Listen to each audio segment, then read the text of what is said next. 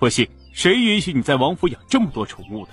正蹲在地上跟小猫聊人生谈理想的伏羲猛地一惊，转身看去，入眼的男子美如冠玉，一身戎装，只是此刻黑沉着脸，俊美的脸庞上添了不可凌厉的阴冷，阴直冷漠的眸子紧盯着他。这是反派大 boss。 北明晨听见莫名的声音，眉头紧锁，怎么回事？这女人分明没有张嘴说话。伏羲见对面的人脸色更黑了，连忙扔下手中的猫粮，慌张地站起身，双手握在一起，害怕地说：我。二哈跑过来，挡在伏羲身前，狗眼怒瞪着北明晨，竟然敢欺负我羲姐，当我的样子是白长的吗？伏羲当时一个白眼，怒瞪二哈，咬牙切齿：一边去，没一厘劲的，惹怒了反派大 boss， 分分钟杀你做成狗肉。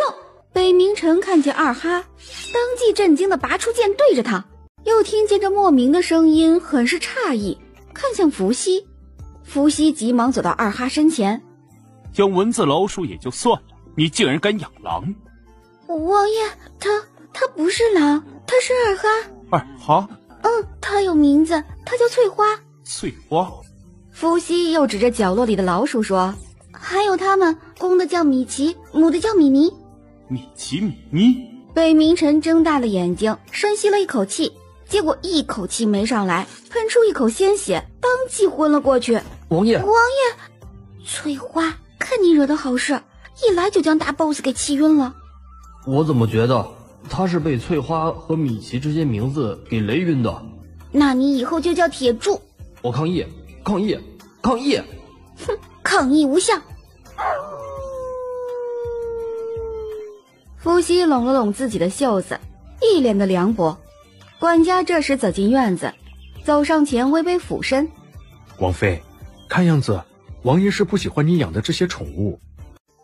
伏羲面无表情的点点头，他看见了，传书有小半年了，这是他第一次见北明晨，本人跟书里描写的好像差不多一样的暴力。管家以为伏羲害怕，不如将怎么能将王爷送走呢？这好歹是人家的地盘。在王妃心里，王爷还不如这些宠物。管家吃惊，但又不敢直接问出口。放心吧，这些宠物会暂时容下王爷的。呸，王爷会暂时容下这些宠物的。北明晨做事的风格就是毁灭一个人前，必须先让其膨胀，膨胀到爆炸都可以。原主后期黑化成那样，都能活到大结局前夕，可见北明晨的忍耐度那是杠杠的。是。伏羲扫了一眼院子里面的宠物，不过我倒是挺好奇的，王爷从战场回来，怎么会先跑到我这里来呢？书里不是说北明晨对他的王妃没有丝毫爱意吗？成亲后将原主扔在这别院，几天后就去了边疆，一走便是2年，了无音信，一封书信都不曾寄回，怎么一回来就跑到了我这别院来了？这奴才就不知道了，应该是王爷许久不见王妃，所以一来便……不可能，不可能！管家见伏羲这副模样，一瞬间哑口无言。伏羲满面愁容地往房间走去，他自由自在的寡妇生活要结束了吗？坐在桌前，倒了杯水，抿了一口，努力回想着北明晨做过的事儿。北明晨身为反派，那出身是相当的牛逼，父亲是当朝皇上的亲弟弟，母亲是邻国的长公主，听听这身世，就问还有谁能比得了？简直横着走好吗？但是命运就是个磨人的小妖精。北明晨一出世，母亲难产，父亲战死，去了一趟皇宫，100多岁的太皇太后驾崩了。联想到原主最后的结局，剥皮抽筋，那一幕实在是惨不忍睹。一想间，伏羲浑身一个激灵，心底泛起了丝丝痛意。狗男人当真是狠，狠起来连自己的王妃都能活活折磨死。要不趁他弱要他命。老远就见到里3层外3层围满了人伏羲轻咳了2声，向那些侍卫示意他来了。侍卫们面色严肃，目视前方，无一人做出反应。伏羲抿了抿嘴唇，加重了音量，还是无一人搭理他，看都没看他一眼。妈呀，他肺癌都快咳出来了。终于，伏羲咳得快虚脱时，那些人才把视线转到他身上，一个个面色严肃地盯着伏羲看。王妃不会是得了什么肺痨吧？大夫，王爷如何了？王爷是气急攻心导致的旧疾复发，还是请宫里的御医来看看吧。伏羲惊呆在原地，一时傻了眼。大夫的意思是北冥辰要挂了？难道是我改变了剧情的走向？那真的是太好了。众侍卫见伏羲失魂落魄的模样，一个个羞愧难当。他们还以为王妃巴不得王爷早点死，原来王妃才是最关心王爷的人。王妃，你要保重身体，王爷一定会好起来的。他脸色黑了下来，谁要他好起来？看情况是不用他动手了，但样子还是要装一下的。等王爷醒了，再来叫我。说完，萧条的背影失魂地离开。众侍卫不禁在心里祈祷：王妃这么爱王爷，王爷一定要好起来。王妃，王爷昏迷2天了。他现在醒了吗？没有，大夫说王爷快不行了。什么？伏羲唰的一下站起来，转身就往屋外走去，脸上的笑意快要藏不住了。终于等到了，管家在身后喊道：王妃，您慢点，王妃这么爱王爷，希望王爷平安无事。伏羲走得飞快，慢点，尸体都凉了。王妃，王妃！管家在身后着急地喊着。伏羲无奈停下来，转过身，声音还有兴奋过头的激动：不是说王爷快不行了吗？你倒是走快点啊！管家看了看左侧的房门，这难道不是王爷的院子吗？他指着那道大门，怯懦地说：王爷不是在这里休养吗？早上雾太大，没看清，走过了。王妃节哀。我努力控制住自己，径直走进房间，伸着脖子观望了起来。只见北冥辰脸色苍白地躺在床上，再看胳膊上扎满了银针。伏羲紧抿着嘴唇，咬住牙齿，强迫自己不笑出声。忍住，一定不能笑出来。北冥辰躺在床上，听见声音，睫毛轻轻波动了一下，想要睁开眼睛，但好像陷入了梦魇。王爷如何了？伏羲欢乐涌上心头，但怕别人看出端倪，便紧抿嘴唇。实在没忍住，哼哼2声，急忙用手捂住脸颊。管家看着伏羲一抖一抖的身体，再时不时传来哼哼哼的声音，顿时心酸不已。造物弄人呐！伏羲狠狠地掐了自己一把，眼泪瞬间充盈了整个眼眶。大夫，王爷还能再抢救一下吗？王爷已无大碍，不日便会醒来。你不是说王爷快不行了吗？当时王爷被王妃气晕，气息着实微弱，老夫这才诊断失误了。伏羲一口气儿没上来，指着大夫张了半天的嘴：你这个人说话得注意点，什么叫我将王爷气晕的？他明明是旧疾复发。冷不丁地想起大夫后面的一句话，看了一眼身旁的管家，见他喜上眉梢：你诊断错了。大夫点头。伏羲向前走了2步，指着北冥辰难以置信的语气：你竟然诊断错了。王妃切勿大悲大喜，这样对身体不好，王爷不日便会清醒。伏羲后退2步，捂着心脏的位置，刚才好似有一利剑刺在了他的心上。王妃，您没听错，王爷不日便会醒来。伏羲身体一顿，心上好像又被刺了一剑。镇定下来后，焦躁地挥了挥手：大夫乃是王府的恩人，管家打赏送客。大夫，这边请。要不要现在补一刀？万一被人发现了可怎么办？都怪那个大夫，让我错失了最好的下手良机。北冥辰睫毛颤了颤，艰难地动了一下手，但就是睁不开眼睛，心底暴力十足。等他醒来，一定要这个女人好看。伏羲伸出手在北冥辰的脖子间比划了半天，但就是下不了手。一来他从未杀过人，二来怕前脚了结了北冥辰，自己后脚就得去陪葬。烦死了，好端端的怎么来了这么个地方？长得是真好看，可惜啊，非要做女主的舔狗，舔到最后一无所有。唉，真是一对艰难夫妻，一个舔男主，一个舔女主，最后人家男女主恩恩爱爱，你们俩凄凄惨惨。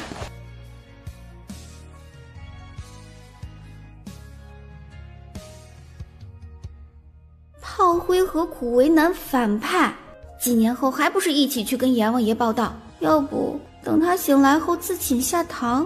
管家走到伏羲身旁，低声恭敬地说：王妃，您好几天都没怎么用膳了，如今王爷已无大碍，用点膳吧。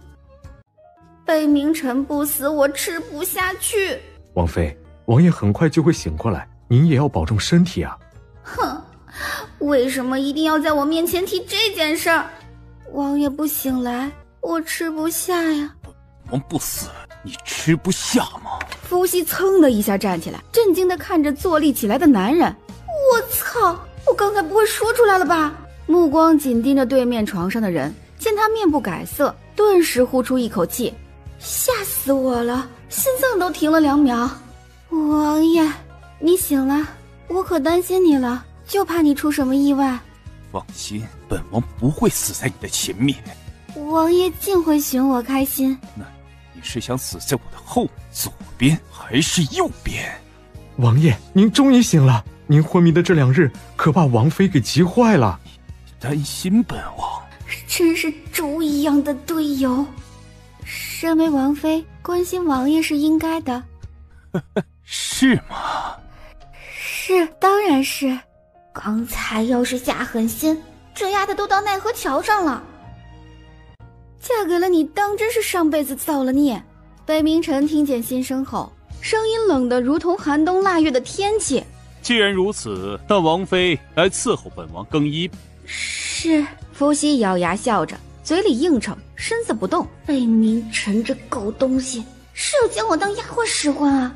王妃可有意见？有意见便说出来，本王定会斟酌。王爷您别误会，我只是怕自己笨手笨脚，再不小心碰到你的伤口。北冥辰将腿搭在床边，静静等待着。伏羲假装不明白他什么意思，呆立在一旁。想我21世纪的美少女，怎么能折腰为书中的反派穿鞋？北冥辰眸眼微眯。21世纪书中反派，他说的是什么意思？管家连忙上前替北冥辰穿好鞋，再扶北冥辰站起来。只见北冥辰双手张开等待着。王妃，不知道的还以为你半身不遂了，干什么都要人伺候。伏羲手刚搭上北冥辰的肩膀，就被甩了出去。他没有任何防备，一下子被甩到了地上，愣了2秒，发出不合时宜的声音：哎呦，这下可以申请工伤了吧？北冥辰听见这句心声，心里莫名的感觉，回过头看着坐在地上的女人。看来王妃当真是笨手笨脚的。罢了，你退下吧。是。伏羲连忙起身，飞奔进自己的院子里。满院的宠物，什么唐老鸭、米老鼠、流氓兔、喜羊羊，见伏羲平安归来，急切地问：那狗男人没为难你吧？羲姐，受委屈了，说出来。汪汪！羲姐，要不要我去咬死他？蝎子悠哉爬行着，还有我可以去蛰它一下。蚊子嗡嗡地飞过来，他的血一看就好喝。各位英雄好汉安静，听我说。羲姐说，我们都听羲姐的。对，我们以羲姐的话马首是瞻。伏羲摸了摸鼻子，他怎么有一种丐帮帮主的感觉？大家目前的任务就是扫了一眼在场的宠物，见他们个个面色凝重，随时准备赴死的样子。累了一天了，大家洗洗睡吧。是。一瞬间，宠物们不屑的声音传出来：王妃，北冥辰那丫的又要干什么？为什么？正厅来了客人。知道是谁吗？管家有些支支吾吾。你不认识吗？是宁家大小姐宁贤婉。伏羲眨眨眼睛，女主来了。我梳洗后立刻过去。是。伏羲缓步往正厅走去，凑巧碰到北冥晨从一侧走出来，连忙低下头行礼。王爷。怎的才出来？王爷面见贵客，怎么能寒酸了？王爷不也换了一身吗？好像气色比刚才好多了。果然爱情就是最好的良药。北冥晨眯着眼睛，爱情当真是说得极好，好到想将他丢到天上去。王爷，我们一同走吧。北冥晨侧头看了一眼伏羲，冷哼一声，大步向前走去。伏羲也不气恼，跟在身后。我就看着你，看着你一无所有。北冥晨停止脚步，咬紧牙根，双手紧握拳头，努力压制住想要一拳打死伏羲的冲动。伏羲赶上来，嬉皮笑脸地说：是不是心情有些激动？北冥晨侧目扫了伏羲一眼，不言语，快步向前走。伏羲意犹未尽的感觉，嘟着嘴：真是的，还想给你传授一些经验呢。北冥晨拳头攥得咯咯作响。传授什么经验？爱情？你很懂爱情。就你这副模样，我要是宁贤婉，我也选太子。宁贤婉看见北冥晨的身影，立刻站起身。王爷，够！北冥晨实在忍无可忍，一声怒吼。伏羲呆住了，眨着他无辜的大眼睛。北冥晨是在说我吗？宁贤婉也愣住了，北冥晨是在说他吗？北冥晨浑身充满暴力之气，整个人看起来异常恐怖，真想扭断这个女人的脖子。伏羲咽了咽口水，缩了缩脖子，就像只受惊的小鹿。太可怕了，北冥晨不会扭断我的脖子吧？凑巧眼前飞过一只蚊子，愤愤不平。羲姐别怕，我替你报仇。别去别去！啪的一声，蚊子连滴血都没流下来。伏羲当即闭上眼睛，得，我又少了一只猪队友。宁贤婉柔弱无力地走到北冥晨身前，似是受了极大的委屈。王爷，你是在说婉儿吗？伏羲浑身一哆嗦，搓着胳膊，这宁贤婉怎么了？声音这么肉麻。北冥晨还未说话，就听见伏羲模仿宁贤婉的心声：王爷，你是在说婉儿吗？北冥晨眉头突突地跳着，心里有些愉悦，扫了伏羲一眼，向上方走去。不是。宁贤婉仰起头，露出了她自以为最好看的笑容，声音娇羞：我就知道王爷怎会让婉儿伤心。穿得跟个小猪佩奇转世一样，关键还没人家小猪佩奇可爱。小猪佩奇是什么？小猪佩奇身上纹，掌声送给社会人。北冥晨挑了一下眉头，瞄了一眼伏羲，见他目不转睛。宁贤婉接过丫鬟手中的茶杯，递到北冥晨的手中，两人交接之际触碰在一起。宁贤婉立马收回手，娇羞地低下了头。我的个妈呀，就不小心触碰到了而已，至于这么夸张吗？这些事由下人做。哎，王爷，是太烫了吗？婉儿替王爷吹吹吧。话毕，端着茶杯轻轻吹了起来。伏羲摇头，天哪，这郎情妾意的，真不知道北冥晨叫我过来干嘛？当电灯泡，为他们见不得光的爱情照明？北冥晨瞥头看了伏羲一眼，你从哪儿看出我们郎情妾意？努力压下怒气，赌气一样的对眼前吹着茶水的宁贤婉说：谁娶了你，当真是上辈子积了福。哼，对对对，哪像我嫁给了你，当真是上辈子造了孽。北冥晨手握拳头，愤怒地扫了一眼伏羲，见他面无表情地坐着，要不是能听见他的心声，真不知道他此时此刻会说出这些话。王爷竟会打趣我。抬起头，见北冥晨看着伏羲，眸底变了变，将茶杯递过去，温柔体贴入微地说：王爷，茶水凉了。北冥晨收回目光，接过茶杯，真恶心，吹了那么久，唾沫星子都喷在里头了。刚才他好像还拢了头发，头皮屑肯定掉在茶水里了。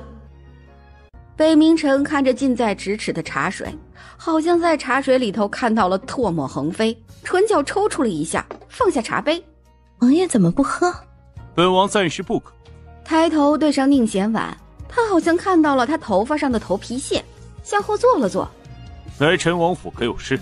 听说王爷旧疾复发，特来探望。北明晨还未说话，就又听见佛系那该死的心声。说的真好，谷科长，宁府和陈王府相隔千里呀，需要花3天的时间才能走到。本王无事。宁贤婉微微皱眉，他都这么说了，王爷怎么都不接话？北明晨转眸对上伏羲，见他一个人坐在一侧，有些于心不忍。王妃怎么不说话？我在听你们说话啊。啊，姐姐，婉儿才看到你，婉儿也只是太过担心王爷，相信姐姐不会生气吧？怎么会了？掐指一算，宁贤婉快瞎了。笑什么笑？还捂着？难道你有口臭啊？姐姐真好，王爷娶了姐姐这样的王妃，那才是真的有福气。不知怎的，他总觉得今天的宁贤婉哪儿都脏，但仔细看去又和平时一样，一定是伏羲的心声影响了他。哼，可不有福气吗？还有谁能像我一样面不改色地看着自己的夫君约会别的女人？他突然能理解原主后期为什么黑化了，整天看着自己夫君去舔别人，能不心生怨恨吗？渣男，不喜欢就别娶啊！真想送你离开千里之外。北明晨本有些怒意，猛地听到这2句心声，硬生生将怒意压了下来。他与伏羲成婚确实是加了私心，伏羲嫁于他这个不祥之人，着实是受委屈了。希望婉儿日后的夫君也如王爷这般。伏羲看过去，见宁贤婉满目星光地看着北明晨，就差说希望婉儿日后的夫君就是王爷。妈的，你要是喜欢你就带走，当我是透明的吗？宁小姐这是想嫁人了吗？北明晨目光投向伏羲，不明白他问这句话是什么意思。看着王爷同姐姐这般恩爱，着实令人羡慕。你哪只眼睛看见我和这个狗王爷恩爱了？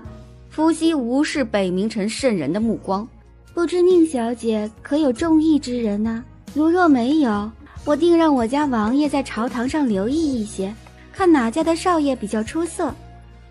来呀，贱人，就看谁能恶心过谁。北明晨听见我家王爷这几个字，手微微颤了一下，低声道：伏羲。王爷怎么了？婉儿曾有过一门婚约。说到这里，宁贤婉哭得泣不成声，眼泪就跟不要钱似的哗哗往下流，身体也摇摇欲坠。伏羲真怕他一个不小心就先走一步了。哟，鼻涕都快流出来了，恶心。北明晨听见伏羲的心声，很是无奈，但又想笑，于是伸手按了按眉心。宁贤婉低着头擦眼泪。北明晨怎么回事？怎么跟回京时对他的态度不一样了？宁小姐怎么不继续说了？可那公子意外去世，连他的死讯都是别人告诉我的。他的死讯难道还要他亲自来告诉你吗？该死的，怎么将心声说出来了？北明晨竟然觉得伏羲说的有道理。宁贤婉神色僵了一下，抬头见北明晨不做任何反应，脸色大变，像是受了极大的委屈。姐姐，你是不喜欢婉儿吗？那婉儿走就好了。话毕，捂着脸慢跑出去。伏羲一脸茫然，我说了什么天理难容的话了吗？不知道的还以为我诅咒你嫁不出去了。北明晨深吸一口气，攥紧拳头，怒视伏羲：狗男人，你想干什么？你敢动我一下，我就跟你拼了！大不了一起向阎王爷报到，18年后又是一条好汉。北明晨手上用力，茶杯在手中瞬间4分5裂的炸开，周身散发着强大低压的气场，快让人喘不过气来。伏羲震惊，眨着他无辜的大眼睛，我勒个去，太他妈的可怕了！滚！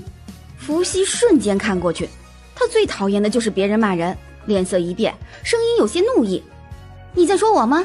装了半天孙子，管个屁用！老娘今天跟你拼了！说的就是你。伏羲摊了摊手，站起身，抿唇冷笑：哼，你先示范一下。北明晨疑似难以置信，冷眸一凝：你找死！管家上前替伏羲求情：王爷，您消消气，王妃她不是这个意思啊。侧着头示意伏羲赶紧低头认错。伏羲傲娇地仰起头，一副我就如此，你能奈我何的表情。像他在原世界因为能听懂动物的声音，过得那叫一个舒适，莫名其妙地穿进这破书里，讨好了这么半天，最后还不如那朵白莲花一滴眼泪。北冥辰站起身，浑身戾气朝着伏羲走去。就你一出场就晕倒，以为我怕你吗？王爷，您三思啊。王妃自来王府后，对下人那叫一个好，尤其近半年，许多丫鬟都成了王妃的小跟班，周围的侍卫丫鬟纷纷跪下求情。王爷三思啊！王爷三思啊！伏羲转身看了一眼跪在地上的人，你们起来吧，这事与你们无关。请王爷饶过王妃。你倒是会收买人心。我操，你怎么不说这些丫鬟都喜欢我了？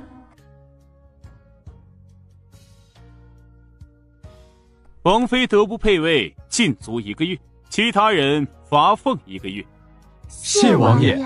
哼！伏羲冲着北冥辰的背影冷哼一声，都起来吧，罚的银子回头找我来领。刚走到门口的北冥辰听见这句话，愣了一下神儿，表情连他都不曾察觉的缓和了，随后转身离开。众人纷纷摇头，王妃1个月就发放那么一点点的利银，给了他们怎么行？王妃，您该去禁足了，别再惹王爷生气了。咕咕咕，西姐，昨晚你的夫君来咱们灵犀阁了。用词不当，我没有夫君。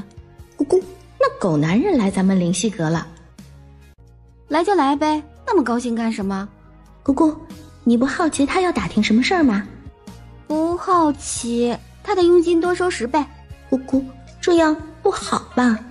没什么不好的，你别管了，我会亲自去一趟。咕咕，那我飞走啦。飞吧。啾啾啾啾，北冥辰不在王府。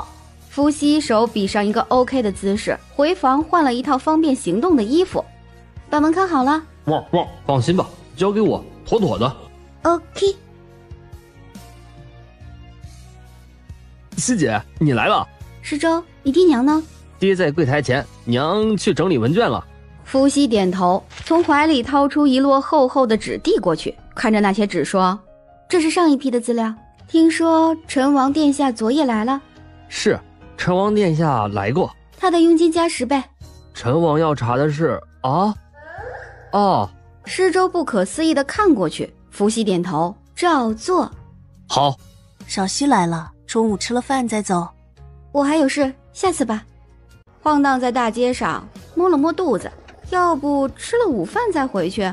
刚要走进一家酒楼，迎面撞见宁贤婉和江甜甜，伏羲当即一个白眼，转身打算离开。真是出门没看黄历啊！江甜甜率先看到了伏羲，出口嘲讽：“哼，这不是陈王妃吗？怎么一个人出来逛街啊？”我怕半个人出来吓死你。你姐姐，你怎么出来了？王爷不是让你禁足1个月吗？被禁足了，当真是人嫌狗不理。甜甜，姐姐只是被禁足1个月而已，你怎么能这么说姐姐？哼，婉儿，还是你心地善良。但陈王妃在禁足期间私自外出，被陈王知道的话，会不会多加1个月啊？哎呀，江小姐真是人见狗爱呀！我养了好几只狗，要不要送江小姐一只呀？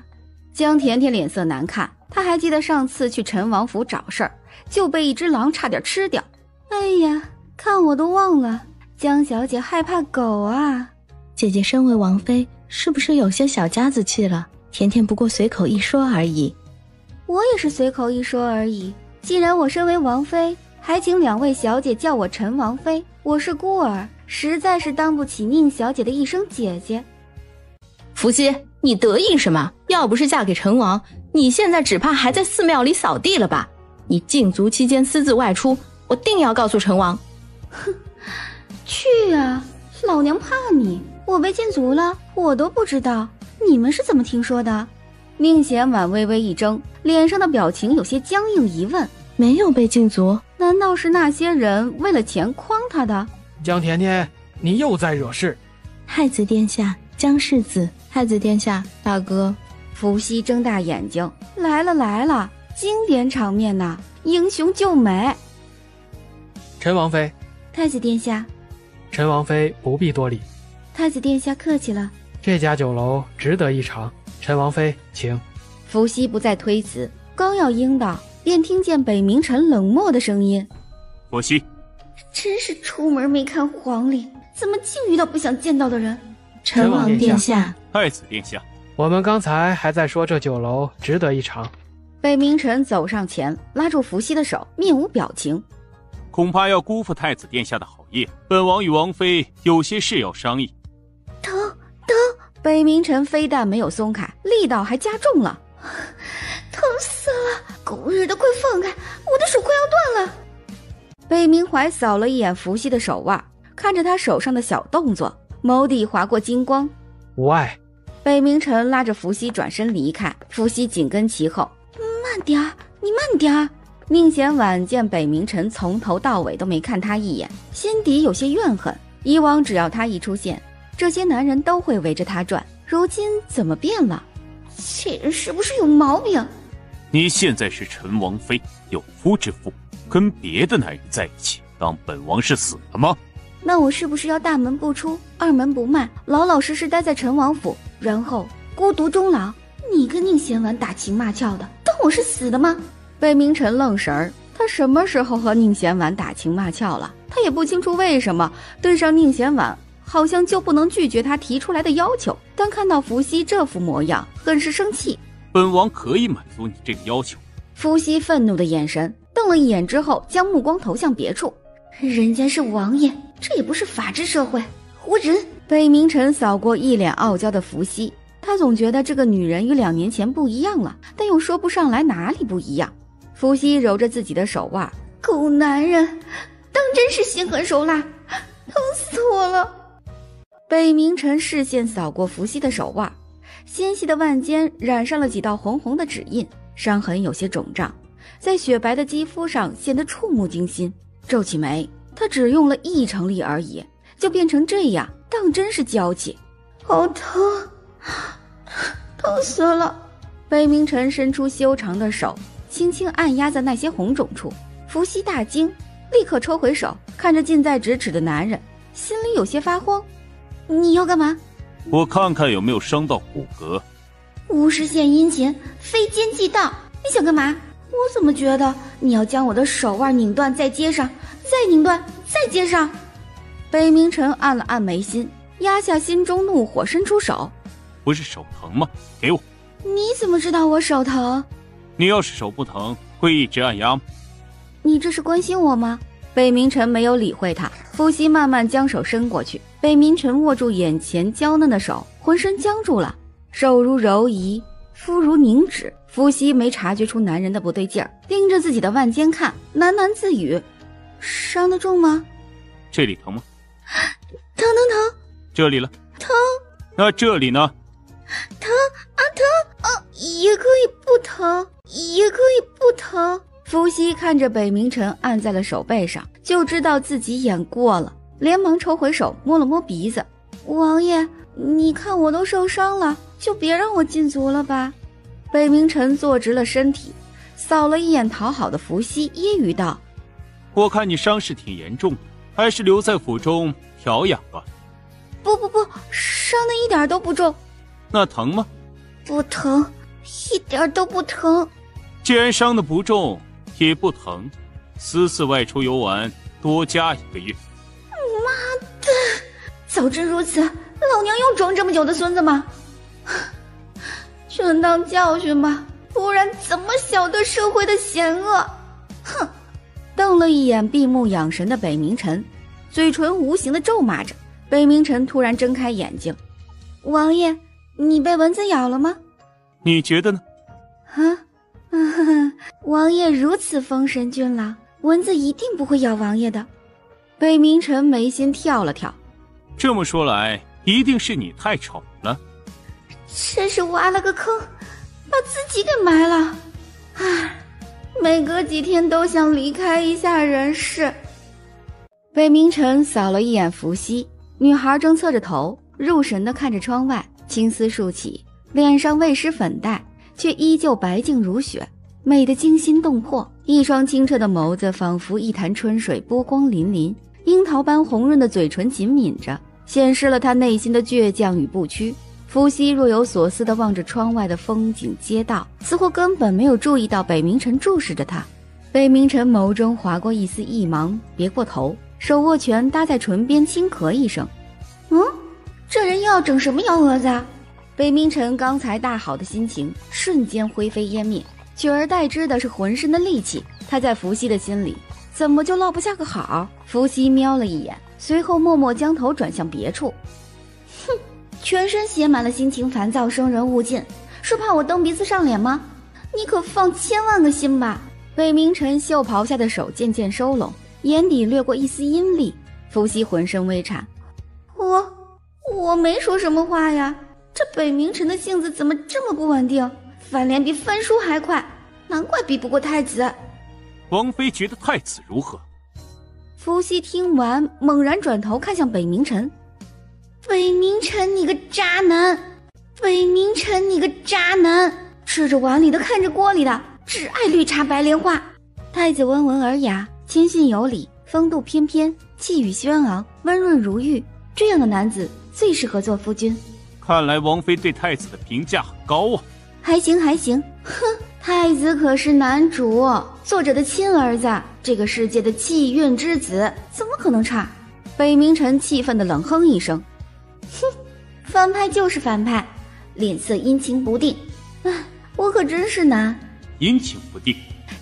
要是早穿几年，直接跑路，天大地大，任我潇洒，也不至于天天在生命的边缘徘徊。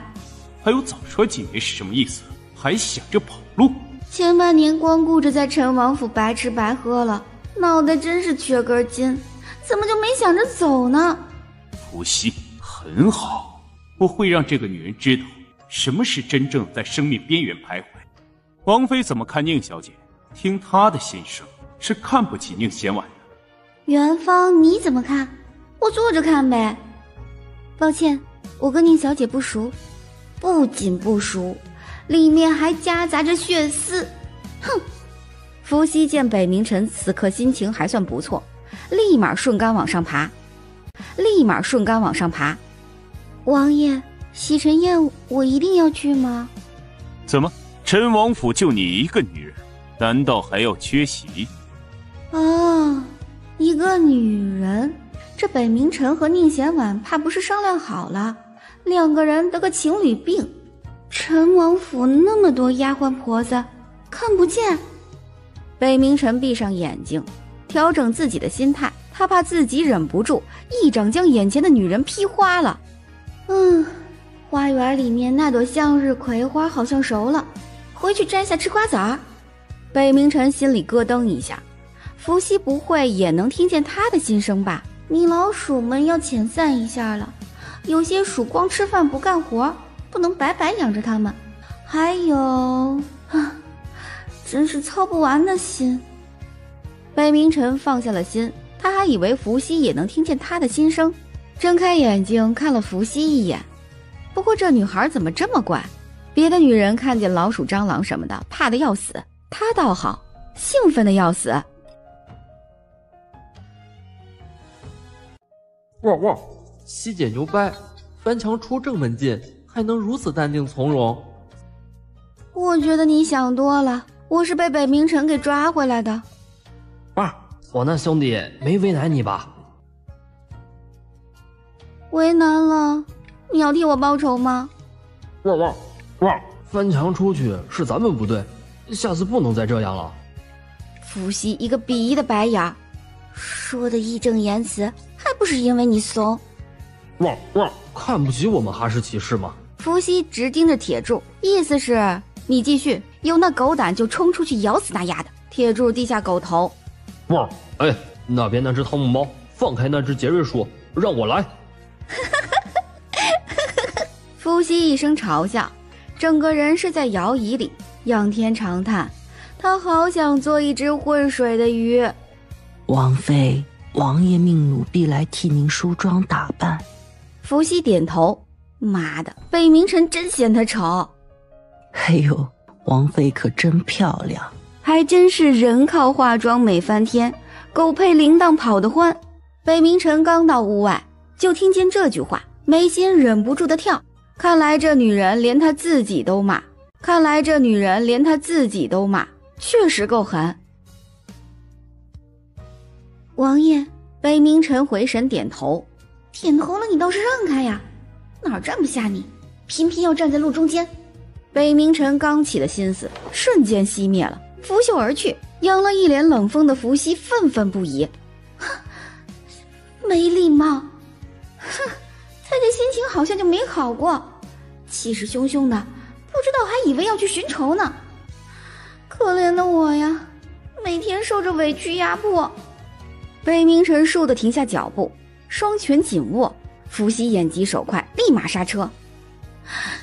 好险，我与天堂的距离就差那么一步。一想间，立马向后不动声色退了2步。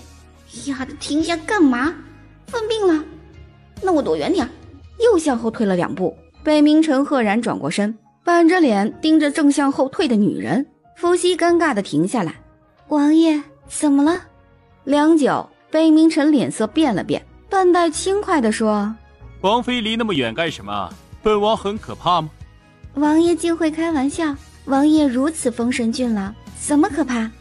王爷如此丰神俊朗，怎么可怕？你有多可怕，心里自己没点数吗？真的，换我都不好意思问。既然如此，王妃还是走快些吧。上下打量了一下伏羲，不知道的还以为王妃腿脚有问题。王爷真会说笑，别以为我看不出你在针对我。哼，难受，香菇。难道他想吃香菇？要本王安排2个人扶着王妃吗？不用了，不用麻烦。哼，别人是宝，我是根草，小白菜呀，地里黄呀，2、3岁呀，死了娘呀。北冥晨听见心声，心里顿然升起愧疚。他都忘了伏羲也是孤儿，被人遗弃在庙宇，从小也定是受了很多委屈，好不容易长大，却因为一道圣旨被迫嫁给他这个不祥之人。看向眼前笑意盈盈的女孩，态度温和了许多。走吧。他怎么了？突然变了性子，让人毛骨悚然的。还是原来的配方让人踏实。别说，他不生气的样子当真是帅气，不比那些霸道总裁差。可惜呀，北冥晨大好的心情又跌入谷底。可惜？他在可惜什么？这北冥晨是什么意思啊？不让我坐马车？左右看了看，难道让我跑着去皇宫？不是吧，这么狠？北冥晨眉头突突地跳个不停，眉宇之间印出3条黑线，怕加坏他在伏羲心中的印象，压下心中的不悦，说：本王服你。啊！伏羲一时镇住了，良久眨了眨眼睛。我没听错吧？北冥晨要服我？这丫的不会是想将我给卖了吧？所以这是暴风雨来临前的宁静。北冥晨彻底服了，这女人脑瓜子里一天到晚都在想些什么？她是真的没想那么多。王爷，我不会干扰你的任何事。他在说什么？他又脑补了什么？要是搬家的话，那些动物可不好迁移，那先逃好几天，等我将一切安排好后，再给你一记响亮的耳光。王爷，我来扶你上马车，王爷你请。搬家？想都不要想。看来这招可行。看什么看？没见过美女啊？再看把你眼睛抠出来。北冥晨俊脸瞬间黑了下来。伏羲斜眼瞄了一下，好端端的怎么又生气了？北冥晨不会是双重人格吧？北冥晨黑脸不语，最后闭上眼睛养神。双重人格，不错。伏羲眨眨眼睛，表示他不能理解。这人的心思真是让人难以捉摸。北冥晨睫毛颤了颤，缓缓睁开眼睛，见身侧的女人双手抱胸，翘着腿，靠在马车的墙面上，此刻正闭眼休息着。伏羲察觉到视线，缓缓睁开眼睛，目露疑惑望向北冥尘，浮想联翩了起来。你呀，怎么这种眼神？好像我快死了，你挺不舍的。伸手撩了一下头发，将垂落下来的一缕青丝拨到耳旁，露出光洁额头，浑身妩媚，让人看得移不开眼神。王爷，你在看什么？王爷，你在看什么？没什么。啊，今晚得小心一点，宫斗剧我可没少看。保不齐这丫的要陷害我，好休了我，为别人让位。北冥尘脸色一变，有恼羞成怒之状。他是怎么认定这些的？这些连他都不清楚的事情，一个敢想，一个敢猜。马车内的气氛突然有些冷凝，一直到目的地。到设宴地点的时候，天色已经暗淡了下来，四周灯火通明。伏羲抬头看向夜空中的星辰，星辰璀璨，照亮闪烁，一闪一闪亮晶晶。北冥尘在一侧，一脸的无可奈何。太子殿下。伏羲闻声看过去，太子还是一身白色锦服，只是跟白天的不一样。这太子有洁癖啊！鉴定完毕。本冥尘不知哪根筋搭错了，伸手拉住伏羲的手。伏羲震惊回眸，低头看了看握在一起的两只手，又抬眼看向北冥尘。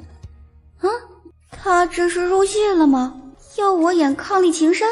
陈王，陈王妃。太子殿下。太子殿下。王妃可安好？安好，多谢太子挂心。本王的王妃就不劳太子挂心了。伏羲吃痛的哭笑两声，手上用着力，想要挣脱开来。人家怕你虐待我，问问都不行吗？怪不得你是反派，最后惨死。人家是男主，最后江山美人全收，这就是你和人家的差距，一点觉悟都没有。陈王不必多心，本太子也是随口一问。好温柔啊，就冲男主这温润如玉的样子，他和宁贤婉的 CP 我粉了。哎呦，手上又是一阵痛意。王爷，北冥怀扫了一眼两人的手，抬眼。陈王多年上阵杀敌，手劲自是比别人大。伏羲点头，可不是一般的大。北冥尘压下怒意，等他将这女人的秘密全部套出来后，再将她剥皮抽筋，慢慢折磨死。伏羲浑身一个机灵，北冥尘松开伏羲的手，转身向前走去。无事吧？无事，多谢太子殿下关怀。北冥尘走了几步，发现后方无人跟来，转头一看，只见两人笑颜绽放，不知说着什么，冷怒。伏羲。伏羲一个白眼，对着北冥怀点头道别，随后愤愤地走过去。毛病多半是惯的，揍一顿就好了。王爷怎么了？北冥纯嘴角冷笑。王妃可知道天道轮回？伏羲抿唇摇头。天道好轮回，苍天饶过谁？他这是什么意思啊？今日为陈王接风洗尘，众爱卿随意。伏羲惋惜地看了身侧的北冥尘一眼，可惜啊，你这条鱼今天就要被抛弃了，从此开启舔狗模式。又是什么舔狗模式？王妃在想什么？伏羲转头看向北冥尘，唇边泛起一抹高深莫测的笑意。我只是想起了开心的事。不知道是什么开心的事，能让王妃笑得如此欢愉？编个什么故事呢？一天，医馆来了2位小朋友，大夫问其中一个小朋友：“你哪里不舒服？”那位小朋友说：“我不小心吞了一个弹珠。”大夫点头，问另外一个：“那你哪里不舒服？”另外一个小朋友摇摇头：“我没有不舒服，我来是因为他吞的弹珠是我的。”偷瞄一眼北冥尘，见他还是阴沉着脸，抿了抿唇，用手碰了碰鼻子。这就尴尬了。北冥尘面色不改，心里却喜悦了起来。王爷，你觉得这舞跳得如何？王妃觉得呢？这舞跳得确实不错，舞姿曼妙，引人入胜。偷看了一眼北冥尘，见他视线不在宁贤婉他身上，微微拧眉。难道他没看出来那女的是宁贤婉？跳舞的红衣女孩好像宁贤婉啊。听到此话，北冥晨眸中掠过一丝异色，旋即又恢复正常。王妃觉得跳舞的姑娘是宁小姐。这北冥晨是听不懂人话吗？我明明说的是好像。不，我只是觉得那女子身姿曼妙，舞姿优美，与宁贤婉有几分相似。王爷若是喜欢，等下可以向皇上请旨，纳这女子为侧妃。只要北冥晨下手够快，宁贤婉就一定非他莫属。只要北冥晨得到宁贤婉，后面那些狗血的剧情也就不会发生。等到两人情意浓浓时，我再自请下堂。完美，真是个小天才。北冥晨低眸扫了一眼正在脑补的女人，他难道不在乎她纳妾？王妃真是大方。身为王妃，理应为王爷着想。北冥晨冷笑两声，要是没听见他的心声，那他还真的信了。王爷可中意这女子？北冥晨隐忍着，他就这么希望她纳妾吗？王妃难道中意他？我性向应该是正常的。王爷说笑了，我是女子，怎么会中意女子呢？既然如此，纳妾的事回头再议。好的。奇怪，他不是爱慕宁贤婉吗？好像在书的开头，宁贤婉对北冥晨殷勤的时候，他也没说过要娶她。难道北冥晨现在还不爱宁贤婉？后期宁贤婉跟太子在一起之后，是北冥晨的嫉妒心在作祟，得不到的永远在骚动。爱慕宁贤婉，我怎么不知道这件事？书里，这女人的心声怎么如此奇怪？可模样还是婆媳的模样，难道是灵魂换成了一个异世的灵魂？众人见到这熟悉的面孔，皆惊讶地瞪大了眼睛。天哪，居然是宁府嫡女宁贤婉！臣女宁贤婉参见皇上，吾皇万岁万岁万万岁！宁相养了一个好女儿啊，宁小姐当真担得起才女的名头，多谢陛下。宁小姐入座吧。宁贤婉谢恩后缓慢站起身，抬起眸子向北冥晨方向望去，见他此刻正微微低手，不知跟伏羲说着什么，双手紧握，眼底不甘。北冥怀本被宁贤婉的舞姿惊艳到了，但看到他此刻的神情，压下了升起的心思。陛下，臣女听闻陈王妃多才多艺，此宴会是为陈王殿下准备的。众人饶有兴致地看着伏羲，这陈王妃是道姑，道姑能有什么才艺？表演敲木鱼儿，真是笑话。陈王妃可有兴趣？伏羲没想到他好好吃个瓜，也能卷到这场宴会的纷争中，看向北冥晨。哎，该你说话了，该你说话了，见证你能力的时刻到了，上啊，直接拒绝他们，拒绝！可北冥晨面无表情地坐立在一侧，伏羲收回目光，沉着脸，缓慢站起身，突然手上传来温热，低头一看，北冥晨将他重新拉得坐下。本王的王妃不需要表演什么才艺。伏羲顿时感动得不要的，好闷啊！我又开始反这个反派了。北冥晨听见心声，心情很是愉悦，唇角微扬。宁贤婉不可思议地直视北冥晨，一副受到伤害的表情。宫中舞伎众多，还有各府千金的才艺表演，今夜的洗尘宴定会热闹非凡。皇上，臣女愿弹奏一曲，供诸位助兴。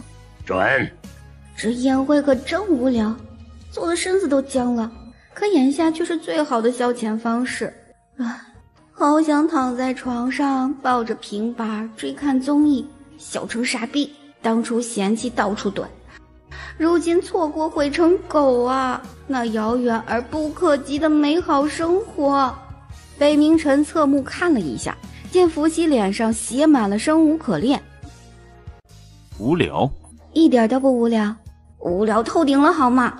好想来几步说走就走的步伐，可身体和心各有各的想法，心想去看看远处的景色，身体懒得动。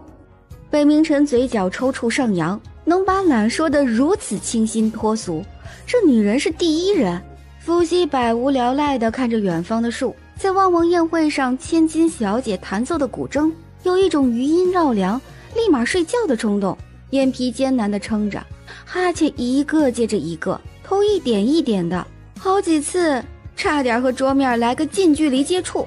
左右望了望，见无人注意到他，你帮我看着点，我实在困得不行了。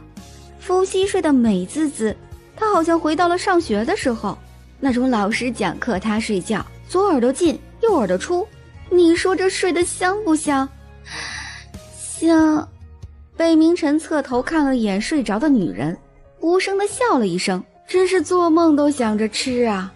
热烈的鼓掌声响起，伏羲回了回神，瞌睡也消散了一些。好，弹得好，这催眠曲弹得当真是一绝，回去问问配方，找个丫头天天弹给我听。北明晨嘴角抽搐，伏羲见到有位小姐要表演诗词歌赋，从小就对这些诗词歌赋过敏，避免引起不适，还是躲避一下的好。王爷，你要四处转转吗？不去。这样我就放心了。伏羲走到花园里，站在众多花朵前，深吸了几口气，心情顿时美丽了起来，举起双手，伸着懒腰，放下胳膊，嘴里念叨：舒服。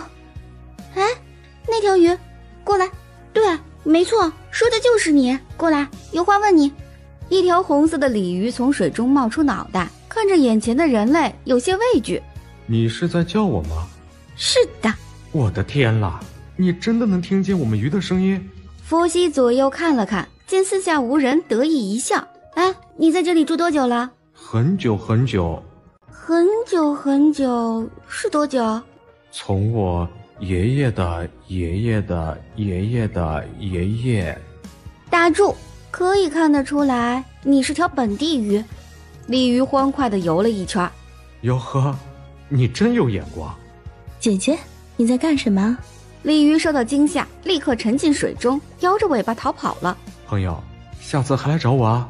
伏羲的手比着 OK 的姿势，确认过眼神，是不想理的人。我在呼吸。宁贤婉面色变了变，重新扬起笑容。姐姐真会开玩笑。呵呵，谢谢，再见。说完就要离开。姐姐，有话快说，有屁快放。在花园里听见心声的人一脸无语，宁贤婉脸色僵了一下，余光扫到角落里的北明晨。姐姐，你是不喜欢婉儿吗？纳尼？这女的脑子瓦特了，跟她说话着实费脑细胞，拐弯拐到飞起啊！姐姐，我和王爷只是寻常朋友，互道关心而已。互道关心？啊，姐姐，我不是这个意思，我的意思是王爷对我……停，嘴巴一张，我就知道你今天中午吃的是韭菜盒子。伏羲打着哈欠，宁小姐抱歉啊，不是我不想听你讲那些过去的事情，而是身体不允许啊。昨夜跟我家王爷折腾了一宿，保不齐我这肚子里啊，已经有了小世子呢。哎呀，看我跟你说这些做什么？宁小姐抱歉啊，我忘了你是个未出阁的女子。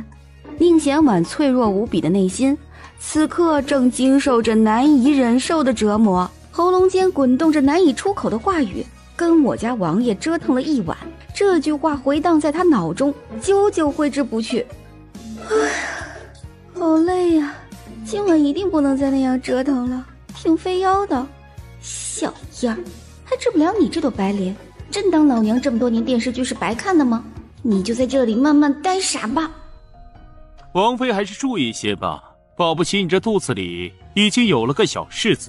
伏羲整个人呆住了，心虚的闭上了眼睛。完了，这么快就被抓包了。王爷。北明晨打量着眼前的女孩，冷哼一声。王爷，你不是说不出来吗？北明晨冷目过去，当我没问，要是眼神能杀人，我早已经是千疮百孔了吧。王爷，姐姐。伏羲尴尬的用手捂住脸，他已经感觉到脸疼了，大脸来的猝不及防，等会儿将是一个大型的翻车现场。宁贤婉走到北明晨身侧。王爷。北明晨轻嗯一声，伏伏羲慢慢向后挪着，试图做个透明人。看不见我，看不见我，看不见我，看不见我。宁贤婉不放过伏羲。王爷和姐姐在说什么？在说话。北冥晨已经习惯了伏羲这种语不惊人死不休的话语，看到脸色难堪的宁贤婉清淡道：家事。宁贤婉的表情很快跟那调色盘一样，五颜六色的变化，且都是暗淡的颜色。哦，北冥晨好样的，棒棒的，给你点赞，这是所谓的杀人诛心啊。伏羲洋洋得意，要不是此时此刻场景不合适，他真想仰天长啸。我能想到最浪漫的事，就是看你被气得半死。王爷，是婉儿打扰你和姐姐了吗？哼，当真是打不死的小强。眼珠一转，面带合不拢的笑，连忙上前2步，拉住北冥晨的手。王爷。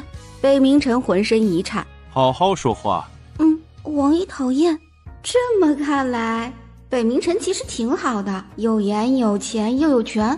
在古代没有法律保护的情况下，找到一个这么牛掰的靠山，就算以后干了坏事儿，只要报出北冥晨的名号，还有谁敢为难我啊？异想间偷偷笑出了声。宁贤婉双手紧握，以为这笑声是伏羲在挑衅他。北冥晨一言难尽的表情，他就是那个所谓的担事儿的。就让本道姑来斩断你们这条孽缘。北冥晨饶有兴趣地看向身侧方的女子，伏羲回望，对上北冥晨的目光，心里不要太美。北冥晨，好样的，这一眼可谓之眉目传情。就冲你刚才的举动，给你99分，满分怕你骄傲。北冥晨扯了扯嘴角，眉目传情吗？宁贤婉看着面前两人情意浓浓，心底涌起不甘。他要是早点下手，还有这个女人什么事儿？王爷，我突然想到一件事儿。北冥晨不做任何反应。丫的，快配合我演出！王爷，北冥晨无奈了，他也不知为何对上伏羲，莫名有耐心，好像伏羲是他养育的一样。什么事？王爷，你低下头，低下头，我告诉你。北冥晨不仅没低头，还将头扬得更高了。要他低头，这辈子都不可能。半路掉链子，说的就是你。北冥晨继续高昂着头，眼看局势就要控制不住了。伏羲手上用尽力气，想要将北冥晨扯低一点。衣袖撕裂的声音在寂静的夜里格外响亮，在场3个人都将目光投向一处。伏羲眼都不眨一下地看着手中的布料，恨不得找个地缝钻进去。他刚刚竟然就这么毫无征兆地撕破了北冥晨的衣服，而且还是撕碎的那种，这样真的好吗？空气里弥漫着尴尬的味道。冷静，冷静，只要我不尴尬，尴尬的就是别人，有错没错都是别人的错。这衣服的料子真不行，王爷，你怎么能穿这么差劲的衣服了？王爷别生气，等回去了，我定好好教训管家一通，替你出这口恶气。北冥晨侧头看向伏羲，义正言辞的模样，真想让人将他腰斩了。我又不是故意的，一件衣服而已，我大不了给你买一件。北冥晨冷冷地瞟了他一眼，拂袖而去。哼，一手凉凉送给我。宁贤婉捂嘴偷笑了起来，他看出来了，北冥晨是真的生气了。伏羲扫过幸灾乐祸的女人，向上翻了一个白眼。宁小姐，还是少笑一些吧，鱼尾纹都爬到耳边了。宁贤婉瞬间合上嘴，急忙用手扶上眼角。伏羲转身离开，心里盘算着该怎么讨好北冥晨。不远处树上有2只小鸟在叫唤个不停，隐约听见什么宝贝。伏羲眼中划过金光，宝贝可以找来送给北冥晨呢。喂，下来，叽叽傻叉。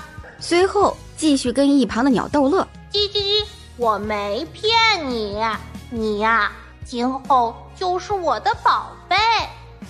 伏羲黑脸，这小破鸟，不给他点颜色看看，他就不知道这天是什么颜色的。给我下来！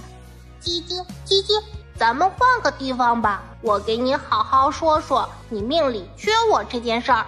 叽叽叽叽，咱说走就走。2只小鸟扑闪着翅膀飞走了。伏羲伸手来回挠着，喂，嘿，你你们别飞走啊！回来，回来！靠，迟早抓了你们红少！颓废的走了2步，愤愤地踢了一脚路边掉落的石头，那石头直直飞向不远处的花盆，砰的一声，花盆碎了。伏羲定住了，咬着手指，他最近力气好像又变大了。不行，不能让别人知道这件事，不然他小仙女的形象就被破灭了。听见有宫女前来，立马偷偷溜走了，一路小跑溜进宴会，见北冥辰已经换了一套衣服，看见他，我不怕了，神经比较大，不怕了。王爷，我回来了。怎么还要本王敲锣打鼓迎接你吗？不用，那怎么好意思呢？麻烦你了。北冥辰冷眼扫过去，北冥辰也太小气了，不就私换了他一件衣服吗？至于发这么大火吗？明天我就买10件8件的扔在他身上。我收回那句话，北冥辰情绪太不稳定了，不适合做靠山，靠着他这座山就跑了。只听见北冥辰将桌子上放置的酒杯捏碎成渣，怒目瞪着伏羲。他不适合做靠山，伏羲还想找谁做他的靠山？又来了，他带着暴力的脾气又走来了。当王爷虽好，就是有点费杯子。感觉周围的气场又低了一些，伏羲搓着胳膊，颤抖着手拿起眼前的酒杯一饮而尽。俗话说酒壮怂人胆，宁贤婉将2人的表现都看在眼里，嘴角上扬着冷笑。他就知道北冥辰才不爱这个女人，只有他，也只有他才能让北冥辰刮目相看。伏羲偷瞄了一眼北冥辰，见他垂着头不知在想什么，收回目光，撇撇嘴，想起他穿来前看过的电视剧，里面有位皇子说过这样一句话，身为王爷不骄奢淫逸，岂不是不务正业？他觉得甚是有道理。王爷姐姐，宁贤婉不知何时到了2人身旁，伏羲惊了一下，回眸看去，见宁贤婉站在2人身后，满脸笑容。这女的有毛病吧？别人的夫君就这么好？虽说我不喜欢北冥辰，但我现在才是陈王妃，一个小三儿还这么理直气壮，当真是气煞我也。老虎不发威，你当我是米老鼠啊？冷睨了一眼，他没好气地问：有事儿？姐姐你别误会，婉儿只是见王爷喝了很多酒，特来劝阻。哼，姐姐可能不知，王爷身体不好，不宜过多饮酒。伏羲扫过北冥辰，见他脸上出现了醉意，且此刻冷冷地目视前方。呵呵，宁小姐真是体贴入微，无微不至，温柔善良，当真是人间少有。宁贤婉面色僵了僵，他怎么觉得伏羲这话那么别扭？明明都是夸人的好词儿，可从这女人嘴里说出来就变了一个味道，好像是在嘲讽她。姐姐，我说了，请叫我陈王妃，谢谢。宁贤婉伤心欲绝地看了北冥辰一眼，手心捂在心脏处，好似受了天大的委屈，想让这个男人为她出头。宁小姐，这副模样看我家王爷，不知道的还以为你想驾驭我家王爷了。附近的人听见声音齐齐看过来，宁贤婉面色顿时难堪不已，身子摇摇欲坠，弱不禁风，仿佛一阵微风拂过，她就会随风飘摇。海草啊海草，随风飘摇。四周围的人看3人的目光从惊奇变成了看热闹。宁家嫡女爱慕陈王，姐姐你别误会，婉儿不敢有那个想法。这是个高手啊，眼泪流一颗出来，还能晶莹剔透，闪闪发光，不愧是女主，放的那啥都是香的。北冥辰无语，既然不敢有那个想法，那就请宁小姐谨记，你可以退下了，我跟我家王爷还有家事要商议。王妃和王爷当真是举案齐眉。这女的是疯了吗？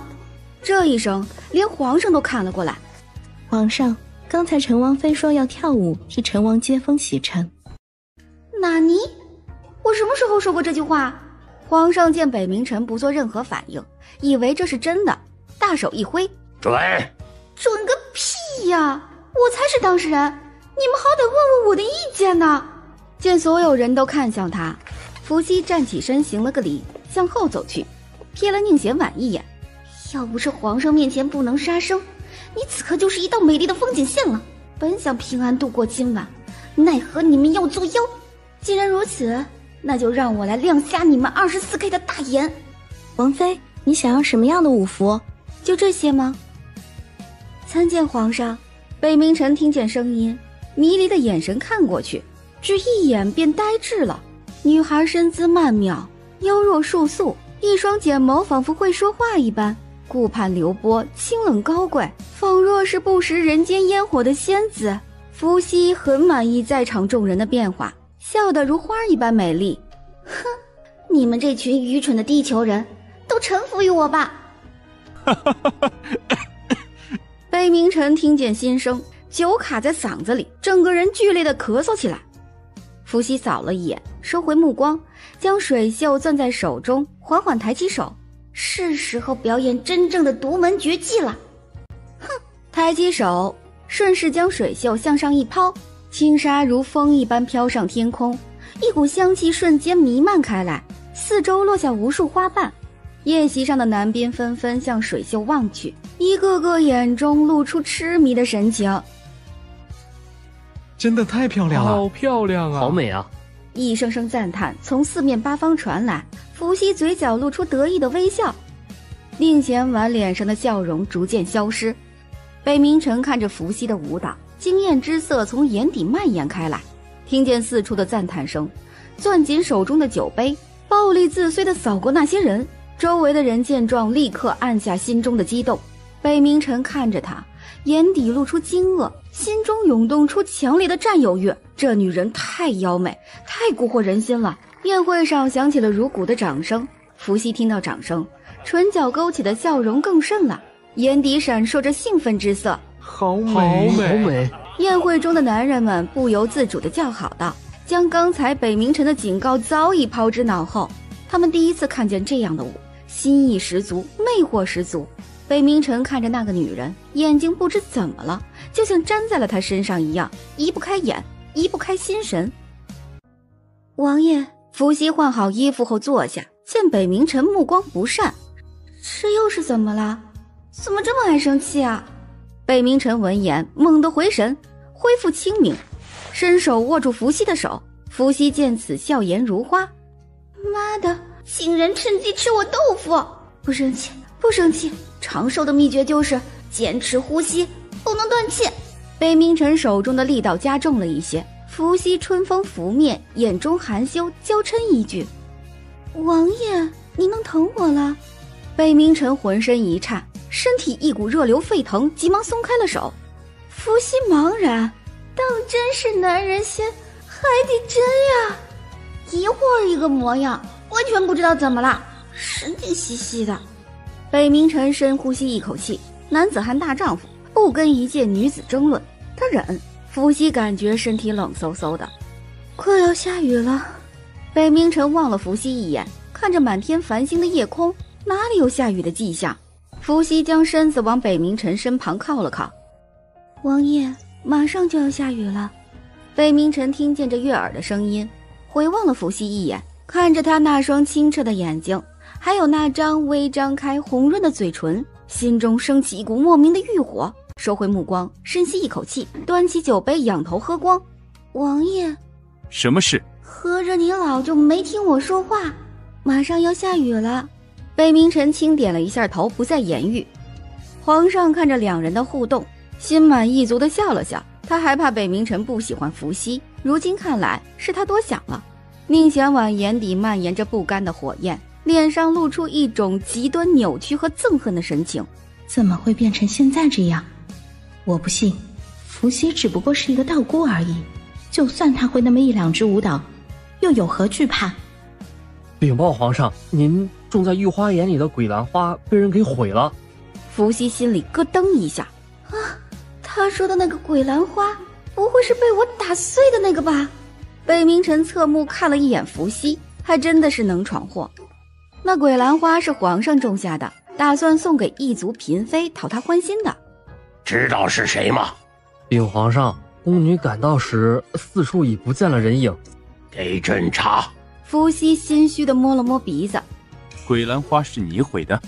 这货肯定是双重人格，在花园里不是死都不低头吗？北冥辰瞬间抬起头，他都不知道自己怎么会低下头。桂兰花是你毁的？伏羲摇着头，连连摆手。北冥辰见伏羲这副模样，以为不是他，放下了心。谁料又听见这么一句：桂兰花不是我毁的，但种桂兰的花盆是被我给打碎的。北冥辰嘴角连连抽搐了几下，一言难尽的表情。此时此刻，真想扭断那颗可爱又天真的头颅。伏羲缩了缩脖子，他怎么感觉北冥辰惦记他这颗美丽动人的脑袋？王爷，现在怎么办啊？你刚才说过的，咱们可是结发夫妻，一荣俱荣，一损你还是可以继续荣，但现在我觉得咱们可以联手抵抗一下。王爷，你觉得如何？哼，不如。狗日的，当真是夫妻本是同林鸟，大难当头各自飞。人生自古谁无死，早死晚死都是死，都怪这只脚，怎么那么不听话，真想打死你，但腿不同意呀。想想还是算了吧，原谅他了。北冥辰哭笑不得，拉着伏羲的手紧了紧。伏羲一把将其甩开，直视前方。不能单视的王爷不是好夫君，那我还用得着讨好你吗？看皇上这满面愁容的样子，好像那朵鬼什么花很重要，这不完犊子了吗？参见皇上。是谁？巡视的侍卫建宁小姐和陈王妃，还有……伏羲将自己缩了缩，宁贤婉见伏羲的举动，便明白了，桂兰花就是被他给毁掉的。皇上抬起眼，陈王妃去过御花园，那还有一个人应该是北冥辰，看来他的桂兰花命该折了。朕知道了，退下吧。侍卫松了一口气，连忙行礼退下大殿。皇上努力平复自己的心情，语气里还是有一些憋屈。歌舞继续演奏。大殿上恢复了原有的热闹，大殿外瓢泼大雨，皇上的心情就像那雨水一样倾泻而下。问君能有几多愁，恰似一群太监上青楼。皇上这副模样让我很是愧疚，要不将陈王府卖了给皇上赔偿吧，但北冥辰应该不会同意的。哼，别句想好。北冥辰手一顿，眸中竟是鄙夷不屑。这个女人真是厉害，明明什么都不做，却能让人想扭断她的脖子。想想手就开始痒了。伏羲见皇上虽然满面愁容，但没有要追究的心思，便放下不安的心。都说你若安好便是晴天，都说你若安好便是晴天，现在下得这么大，估计你连尸骨都留不下。此情此景，也想学文人雅士吟诗一首。算了，懒得吟。北冥辰侧目看了一眼一本正经的女人，真是好看的皮囊万里挑一，有趣的灵魂像个傻。殿外大雨滂沱，殿内歌舞正浓。下雨天和睡觉更配哦。好困啊。咦，肩膀上就被不远处跳舞的舞伎刺进一把匕首。伏羲睁大眼睛，疼痛在全身蔓延开来。疼！北冥辰酒劲消散，环住伏羲的腰转了一圈，躲避开那个女人再次的刺杀，飞起一脚踢在那个女人的身上。女人向后退了2步。快护驾！一部分侍卫纷纷踊跃到皇上身侧，保护着皇上撤离现场。剩下的侍卫齐齐拔刀砍向那女人。感觉怎么样？我感觉要疼死我了，我要死了，妈呀，好疼呀！我为什么还不昏迷呀？别人中箭不都是当即昏迷过去的吗？御医马上就来了，本王不会让你有事的。看着疼得不行的女人，满眼都是心疼，但心底暖暖的。这女人竟然替他挡刀，这让他很是意外。这女人应该很爱他，不然怎么会替他挡刀？好疼死我了！御医马上就来了。我要死了。不会有事的，本王保证。可是我疼，你能不能保证一下，让我不再疼了？我保证，等御医来了，你就不会疼了。疼！妈妈呀，你给我一掌吧，让我昏迷好不好？御医怎么还没有来？陈王殿下，御医到啦！见过陈王殿下。快点！御医浑身颤了颤，急忙上前检查了一下伤口。他的伤怎么样？回禀陈王殿下，陈王妃是中毒了。我受了什么毒？哎，你别跪呀，你这样会让我觉得我时日不多了。王妃中了剧毒，恐怕……停！伏羲打断御医的话，可怜兮兮的眼神看向北冥尘。王爷，能不能给我换几个御医再看看？我总觉得我没事，努力抢救一下，我还能继续活下去。好，本王一定会让你活下去的。给本王将所有的御医全部找来。太监连连点头，慌乱地跑出去。伏羲放下心来，眉眼紧紧地皱在一起。好疼呀！妈呀！北冥尘不忍，一掌将疼得不行，哼哼唧唧的女孩给劈晕了过去。伏羲快晕迷之际大喊：妈的，有这技术我早点拿出来用，害我！将刺客带到陈王府，关进地牢。本王要让他生不如死。是。你不是他，是吗？那你是从何而来？我又为何能听见你的心声？我有种感觉，你是为我才出现。想到这里，眸底开始变得偏执了起来，一双眸子里闪烁着无穷无尽的异样光芒。北冥尘此刻在心底认定了，伏羲就是为了他而来到这里。既然这样，那便不能离开我，我今后定会护你周全。不知过了多久，床上躺着的女孩睁开了眼睛。我这是死了还是活着？微微一动，疼！北冥尘立刻上前，不要乱动，很快就不疼了。伤不在你的身上，你当然不知道有多疼。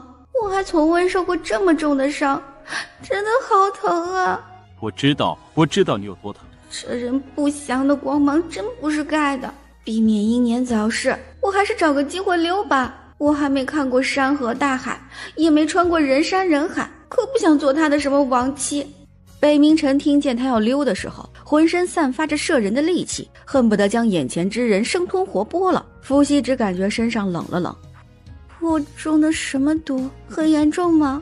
说完，唇上一热，震惊地睁大眼睛，与近在咫尺的那双眼睛相视，从对方眼里看到了水波潋滟，波澜壮阔。他的心好像要跳出胸口一般，整个人沸腾了起来。现在让他去打死一头牛那都不是事儿。瞬间的愣神，反应过来后立刻推开眼前的男人，慌张地向侧边退了退。你我怎么了？你流氓，不要脸，还好意思问我怎么了？哪来的脸？北冥尘脸色微变，慢慢向伏羲靠近。伏羲只觉得自己被眼前之人蛊惑了，想向后退，但身子动不了。男人浑身充满了魅力，他的心脏不争气的剧烈跳动起来，剧烈跳动的心房似乎在告诉他，他快要承受不住他的压迫了。他真的好帅啊！北冥尘嘴角微扬，伤口还疼吗？疼，好疼！北冥尘笑了笑，伸出手刮了一下女孩的鼻子。突然 get 到北冥尘的颜值，笑起来更帅了。老夫这颗少女心啊，快要控制不住了！老夫这颗少女心啊，快要控制不住了！北冥尘唇角扬得更高了，没想到这丫头还挺好骗的。看在他这么爱自己的份上，姑且就顺他的心意吧，让他欢乐2天。现在叫疼为时尚。什么？难道伤口要变异，还是我将会死得很惨？王爷，你刚才说什么？我没听清，能再说一遍吗？北冥尘轻咳一声，站起身往外走。不是，我难道要毒发身亡了吗？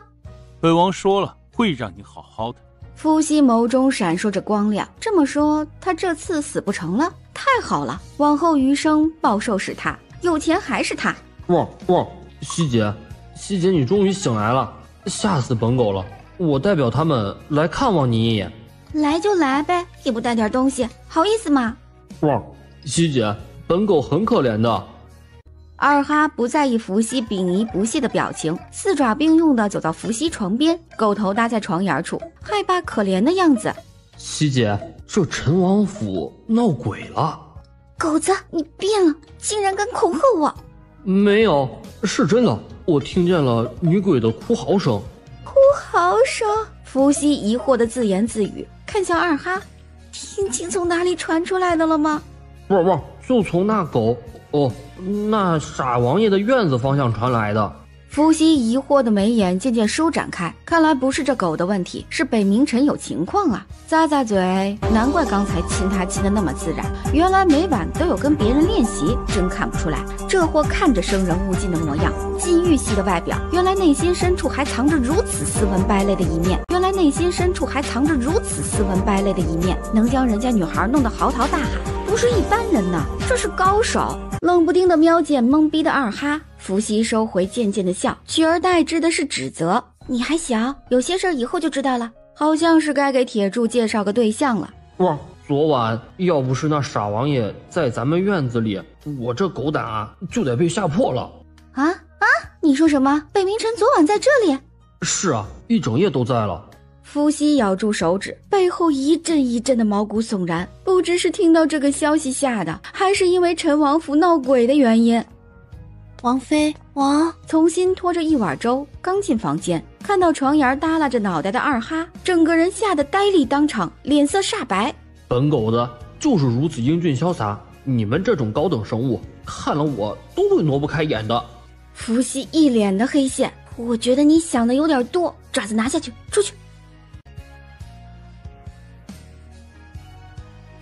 从新，伏羲见铁柱都出去了好一会儿，从新还未动身，不免担忧，这丫头是被那狗子吓坏了吧？王妃，你先喝点粥。伤好些了？好多了。问的都是废话，一个白天而已，能好到哪里去？北冥尘面不改色，吃吧。伏羲慢条斯理地吃着，目光一直盯着那块牛肉看，这是一块牛肉还是一块生姜？我今夜有事要离开王府。离开就离开呗，跟我有什么关系？北冥尘微不可察地敛了一下眉头，随即站起身。你慢慢吃。等北冥尘离开后，伏羲整个人放松了下来。入夜，伏羲躺在床上辗转反侧，满面哀愁，好想去上个厕所。瞄了一眼漆黑的夜晚，又将自己裹得紧了一些，都怪那只二哈，没事告诉他这些干什么，害得他心里怕得不要不要的。醒醒！伏羲悄咪咪地拍着二哈的狗身，眼睛不安地扫向四周。二哈缓缓睁开眼睛，清醒一下，陪我一起去厕所。二哈满脑子都是黑线，狗做错了什么？你要这么折磨狗？起来，陪我去上个厕所，我快憋不住了。二哈懒洋洋地抬起头，用自己湿漉漉的眼眸看向眼前的女孩，眼里充满了控诉。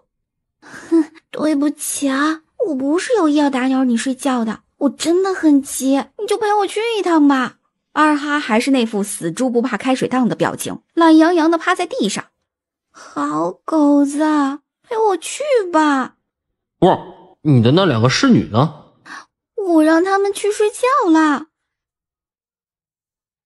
你能不能自己走啊？不知从哪里传来一阵鬼哭狼嚎的声音，吓得二哈一下子跳到伏羲身后躲避了起来。伏羲停下脚步，仔细听着那道声音，一张小脸皱巴成一团，脸色被吓得苍白无力。狗子，这是什么声音？汪，鬼，这是那只女鬼。伏羲的身子哆嗦了起来，吓得用力拉扯住二哈的两只耳朵。妈耶，他在这陈王府住了小半年，都不曾撞见过鬼，这北冥尘一回来就招来了鬼。二哈被他这么一拉扯，也跟着紧张起来，铜铃般的眼睛害怕地看向四周。这道声音又传了出来，二哈狗毛直竖起来，感觉狗腿上湿漉漉的，低头一看，他竟然被吓尿了。妈妈呀，快救救狗仔吧！说完，无力地挣脱开自己的耳朵，疯狂地向前跑去。紧要关头，他养的狗子竟然扔下了他跑了，真的是有福同享，有难你自己当。王妃，林霄，你吓死我了！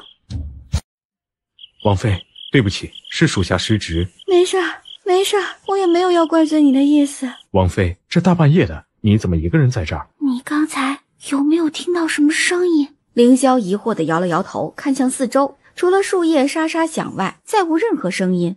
王妃可是听到了什么异声？我跟你说，这陈王府闹鬼，我刚才听见了女鬼的嚎叫声。闹鬼？是真的，女鬼哭的那叫一个凄惨。凌霄眸中闪烁着疑惑，脑中思索着王妃听到的声音，可能是从地牢里传出来的。王妃，想必是您听错了。是真的，不信你等着。凌霄站在一侧，王妃居住的院子和地牢相邻，所以才会时不时听见那些人的嚎叫声。等了好久，都不曾再传来那女鬼的嚎叫。伏羲有种说谎被识破的感觉。可能那个女鬼去别的地方了。王妃，属下护送你回房间去吧。回房间之前，先去一个更重要的地方。不知王妃想去哪里？茅房。伏羲说着，捂着肚子快步前行。凌霄嘴角抽搐，无奈拉开一些距离，跟在身后。汪，咱走吧。天大地大，总有我们的容身之处。瞧你那点出息。你知道厉鬼索命吗？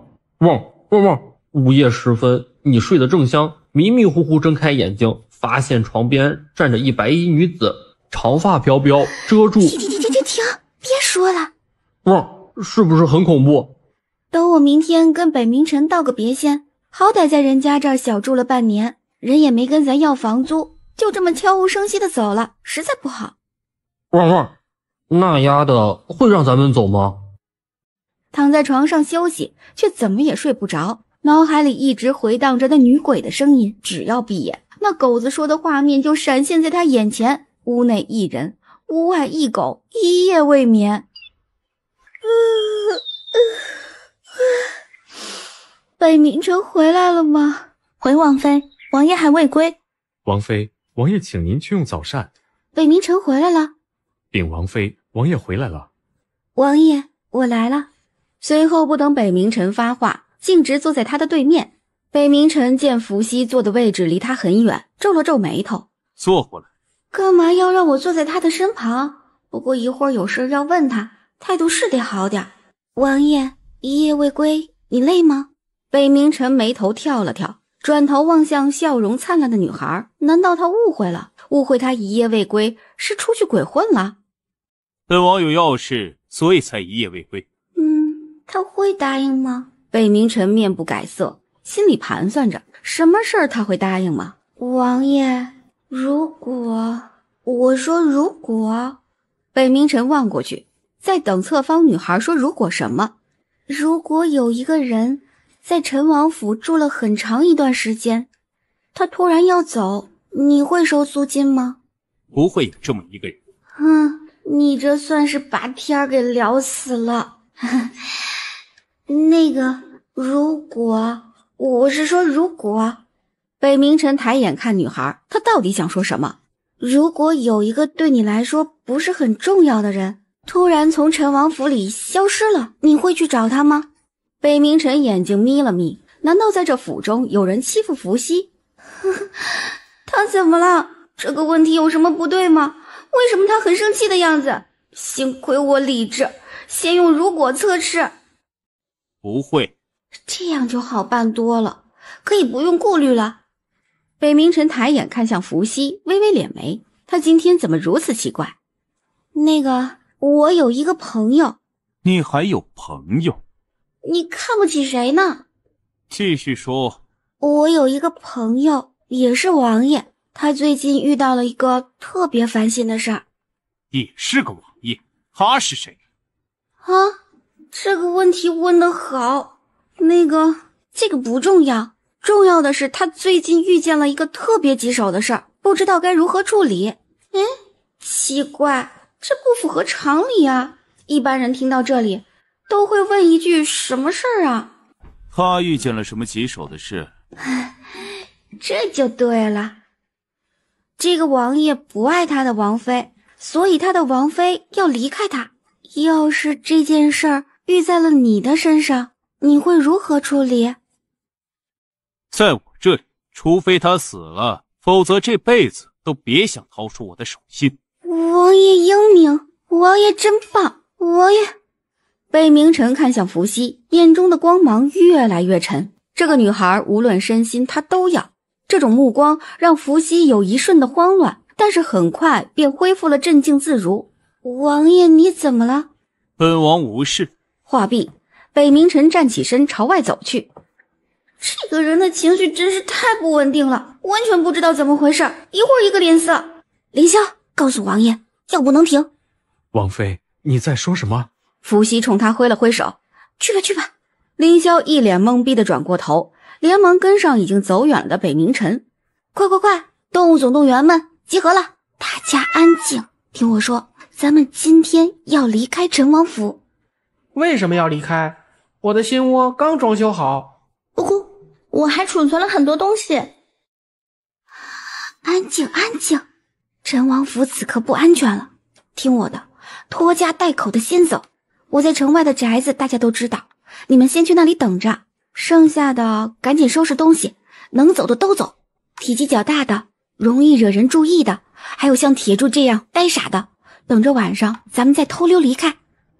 大家听希姐的，赶紧行动起来。动物们纷纷回到自己的小窝，该整理东西的整理东西，该等待帮别人整理东西的，该离开的，此刻正在结队向陈王府门口走去。然后一整天，不是几只老鼠奔出了陈王府，就是几只鸭子大摇大摆地走出去。这什么情况？王妃养的宠物集体出逃了？王妃，你养的这些宠物今天好像都走了。伏羲在心底大骂，让偷溜着走，偷溜着走，真是蠢得跟猪一样。让他们走吧，他们与王爷之间，我只能选择一个。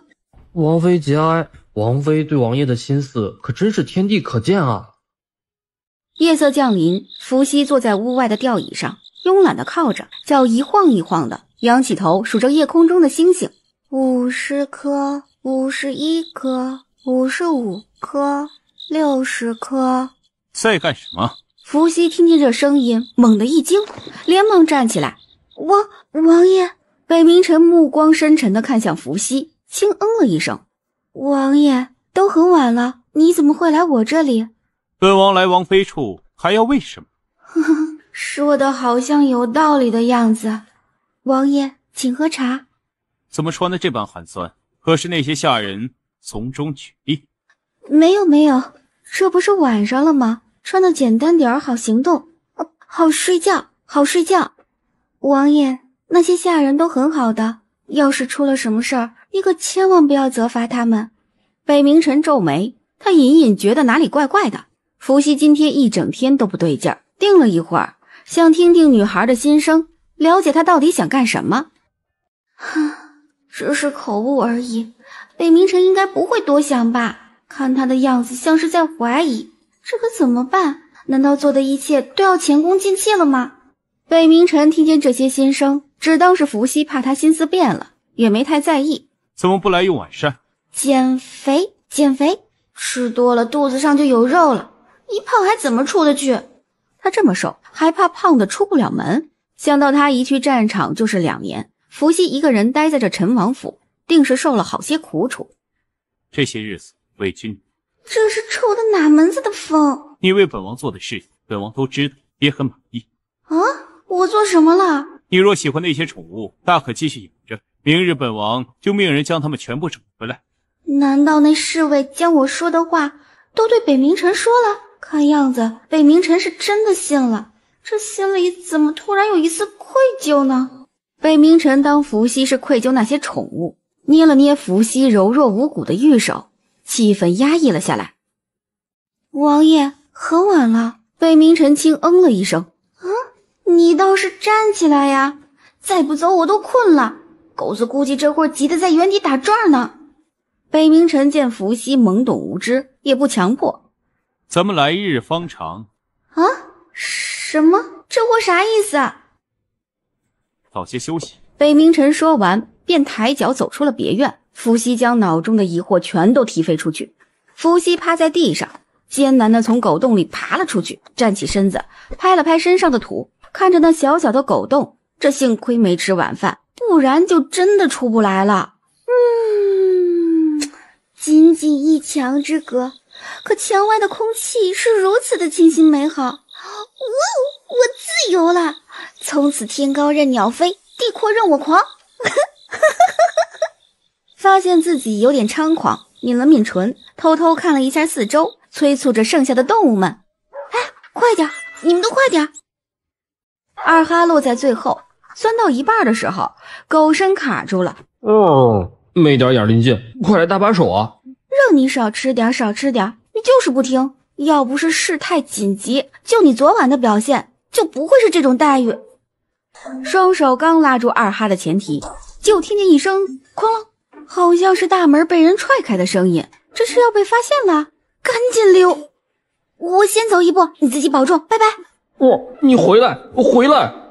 二哈努力地刨着前后蹄子，绝望的眼神看向溜之大吉的伏羲，看那浑身散发着喜悦，还时不时跳一下的身影。他现在有权怀疑，这一切都是伏羲设计好的，为的就是甩掉他。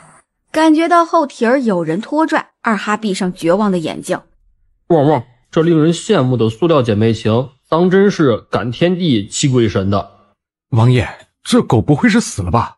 凌霄将二哈拖拽出来，来回晃了几下，二哈一动不动。心死了，神还远吗？那被杀了，做成狗肉。听着这暴力冰冷的语气，二哈浑身一颤，慢慢的睁开狗眼，眼里尽是无辜、害怕和可怜。入眼的北冥尘此刻如同地狱归来的一样，浑身散发着死亡之气。我跟你一样，都是被那个渣女抛弃的。王爷，没找到王妃。所有人都出去找，天亮找不回，直接以死谢罪。是，王妃那倒霉孩子，好端端的怎么那么想不开？这次找回来，怕是要吃点苦喽。你应该知道他去哪里。我知道。城外，伏羲在城外有套宅子。北冥尘皱眉，他不知道这狗在说什么。凌霄吞了吞口水，他也不知道这狗子在说什么。你认识地方吗？北冥尘嫌弃地从二哈嘴里接过那张纸，抬眼看向纸条，看清上面的内容后，脸黑得吓人。你就当我死了。想到早上伏羲问他的话，瞬间明白了，这该死的女人居然敢骗他。看来你和他真是主仆情深，那本王便留下你，等找到他，再打断你的狗腿。明明是伏羲逃跑，你应该打断他的腿。找不到王妃，你们全部陪葬。你还好啊？二哈抬起狗头，眼眶湿润，泪花在里面打着转，倔强的不让眼泪掉出来。狗很苦，但狗仔不说。带路吧。二哈怀疑狗生的向前走。幸亏逃得快，不然就惨了。也不知道二哈此刻如何了。北冥尘不会杀了狗子吧？不会，应该不会的。将脑中不好的想法扔出去，他此刻也不确定。思虑再三后，决定回去看看。偷摸的走到城门处，老远就看见二哈带着北冥尘等人，一群人浩浩荡荡走出了城门。伏羲睁大了眼睛，这狗日的叛徒、走狗、墙头草，两边倒，没骨气！北冥尘听见心声，连忙转头向四处看。他藏身在何处？王爷在树林里找。他眸中越来越偏执，等他抓到那个女人，定要让她好看。伏羲走了一段路，回头望了一眼，见北冥尘追了上来，连忙向前跑去。妈呀，他怎么知道我在这儿？千万不能让他给抓到，宅子是不能去了，看来只能去。紧要关头，北冥尘脚下一滑，差点掉进别人挖好的坑里，连忙站稳身子，在用心听心声时，已经无任何声响。该死！王爷，属下先替你包扎伤口。继续找。是。凌霄低头，随后拉着二哈走了几步。二哈说啥也不前进了，在地上撒泼打滚。狗不要去了，狗好累啊。王爷，这只狗好像累了。北冥尘回头，冷眼看着趴在地上的狗子，要不是伏羲在意他，就应该一刀了结了他。眸光扫向四周，无任何异动，这么半天都没再听见心声，想来伏羲不在这附近。绑在树上。乖乖待着，我们去寻王妃。嘘，别出声。二哈听见这声音，心中的恐惧瞬间灰飞烟灭。不是，我就知道你不会丢下我的。哼，别误会，我就是怕你出卖我。解了半天，发现绳子是死结，怎么也解不开。咦，怎么这么紧呢？旺，轻点。来，试试看，能不能出来？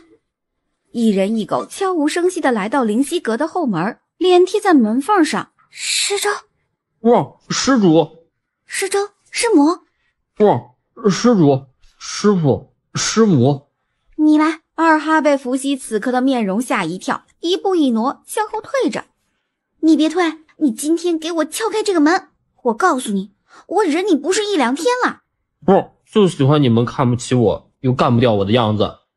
你再敢往后退一步，信不信我立刻揍死你？不信。你信不信我立刻打死你？你敢？好，算你牛逼，咱俩走着瞧。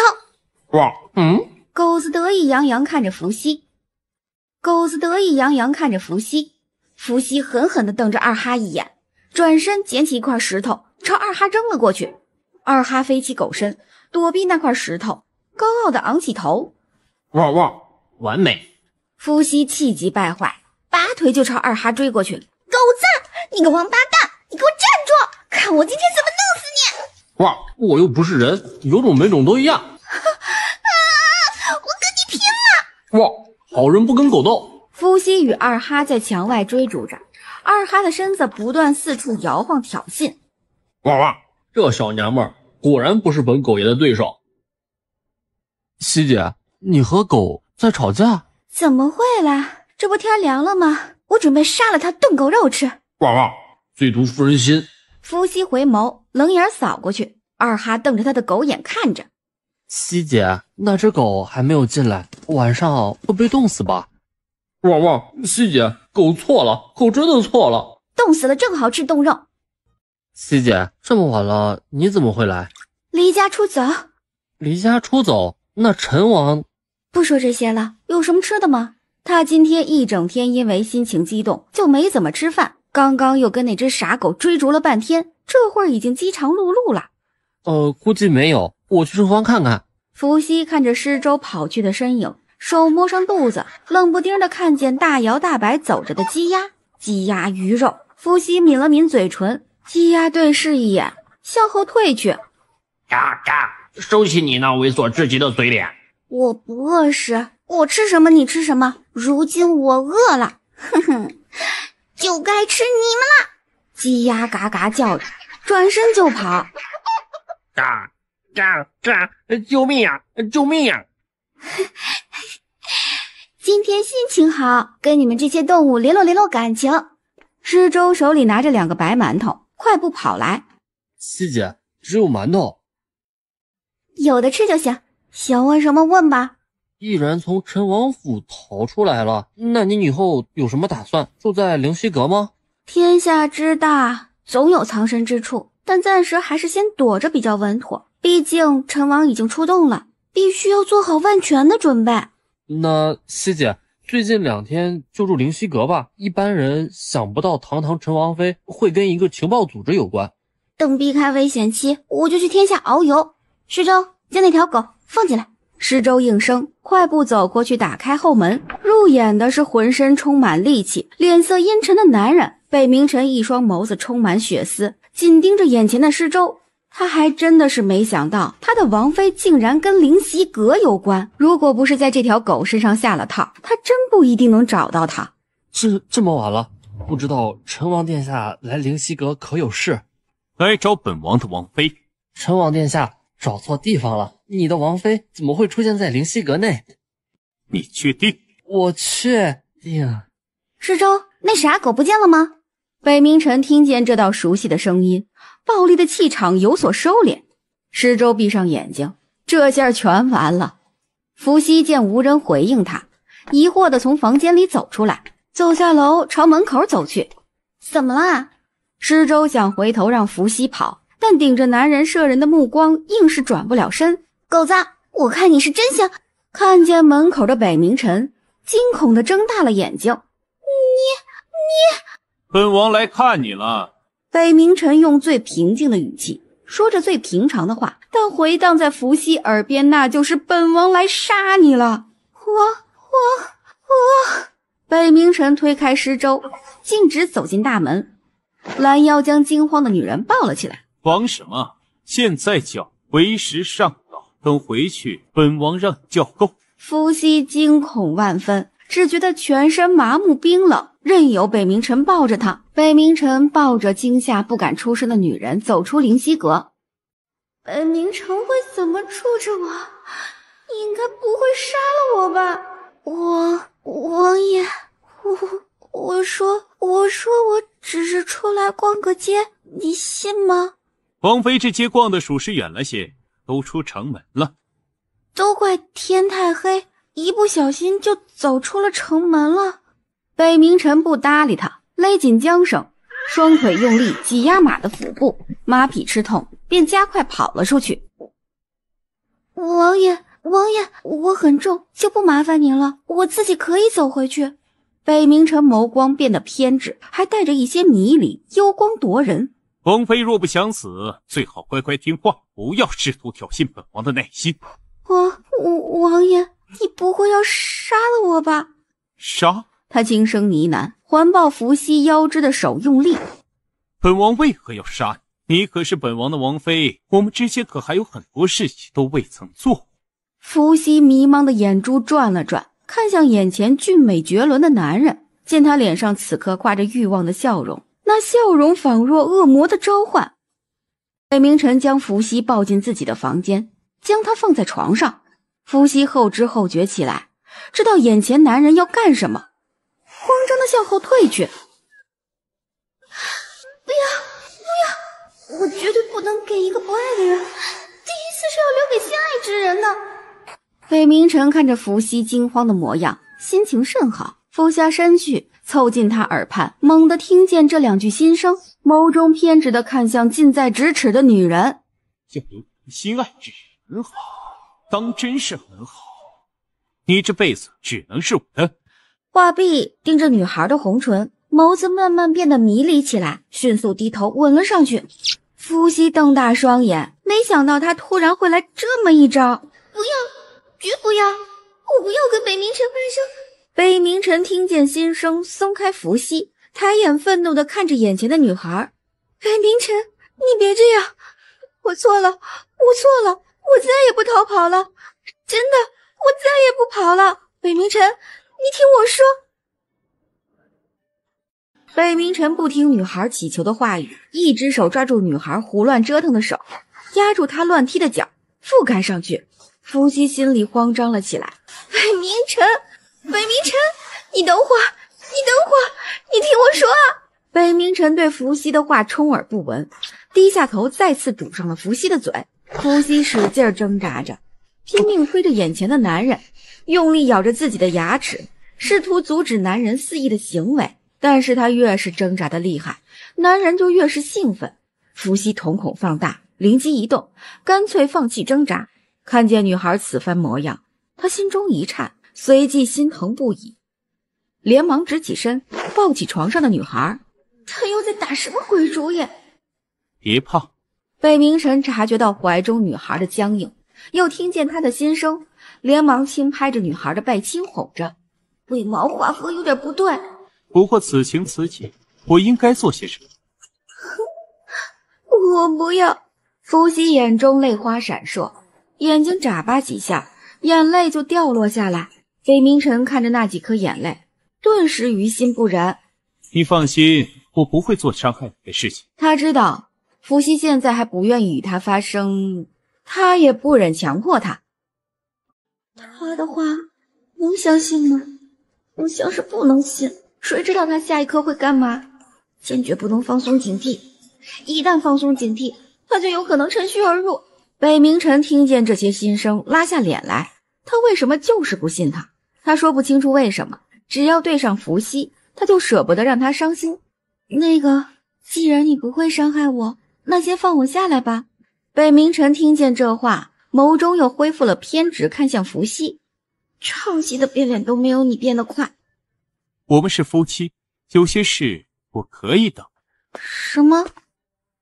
北明晨走到床边，将伏羲放在床上。他不会又要上演刚才的举动吧？那刚才那招还管用吗？拜托，再来2次，我都哭不出来了。北明晨看着床上紧缩身体，像小白兔一般紧张兮兮的女孩，不管是不是真的，哪怕她是演的，他还是会心疼。果然男人的嘴骗人的鬼，前一秒保证如何如何，下一秒本性就暴露出来了。我们是夫妻，所以有些事是理所应当的。你可拉倒吧，说的那么好听，不就是想为你的禽兽行为遮掩吗？我可以等你，等你长大，等你接受我，等你爱上我，等你心甘情愿的陪我。这是表白吗？心里突然的悸动是怎么回事？有个北明晨这么帅的男朋友，好像也不错。吵架的时候看看他这张脸，可以减少怒火。可是他一个从小待在战场的王爷，是从哪儿学来的这些情话？你怎么会懂这些呢？北明晨伸手在伏羲额前弹了一下。睡觉。麻烦让一下。北明晨看着他坐在床边一动不动，他这是什么意思啊？北明晨双脚伸到床上，顺势躺了下来，将伏羲挤在了床里面。伏羲眨了眨无辜的眼睛，目光从北明晨的腿上转移到他的脸上。丫的，真的我怕你啊！给你点颜色，你就能给我装饰一个别墅出来。要不是看你长得挺帅的份上，我就一拳将你脑袋打开瓢。北明晨深吸一口气，胸膛剧烈起伏了起来。伏羲见状撇嘴：你还生气了？我气比你更大，还看？再看就将你眼珠子挖出来。老娘不发威，你就不知道我文武双全，一天天的就觉得你可行了是吗？拿个王爷的身份到处恐吓人。北明晨忍无可忍，抬起手，作势往伏羲方向挥去，想抓住他。伏羲眼疾手快，用左臂挡住北明晨的手，右手上前禁锢住他的手把。反应过来后，连忙放下胳膊。王爷，你干什么了啦？人家都快被你给吓死了。好想一吐为快。北明晨打量着伏羲，眼中满是惊艳之色，真是没想到啊，他竟然会武功，还如此之高。虽说他未用尽全力，但他能随随便便抵挡下来，就非一般，真是越来越有趣了。伏羲忍受不了男人审视的目光，柔弱的笑了笑。不知为何，北明晨突然有种很强烈的冲动，想将眼前的女人压倒在床上，狠狠蹂躏。伏羲不放过北明晨脸上的任何表情。北明晨尚有理智，闭上眼睛睡觉。再敢折腾，我可保证不了你的安全。你说的话我连标点符号都不信。伏羲嘴巴一撇，做了个鬼脸，躺在了床的最里边，望着陌生的床顶，再加上陌生的环境，还有身侧睡着的陌生人。这算是偷鸡不成蚀把米，赔了夫人又折兵，只能用一个惨字来形容。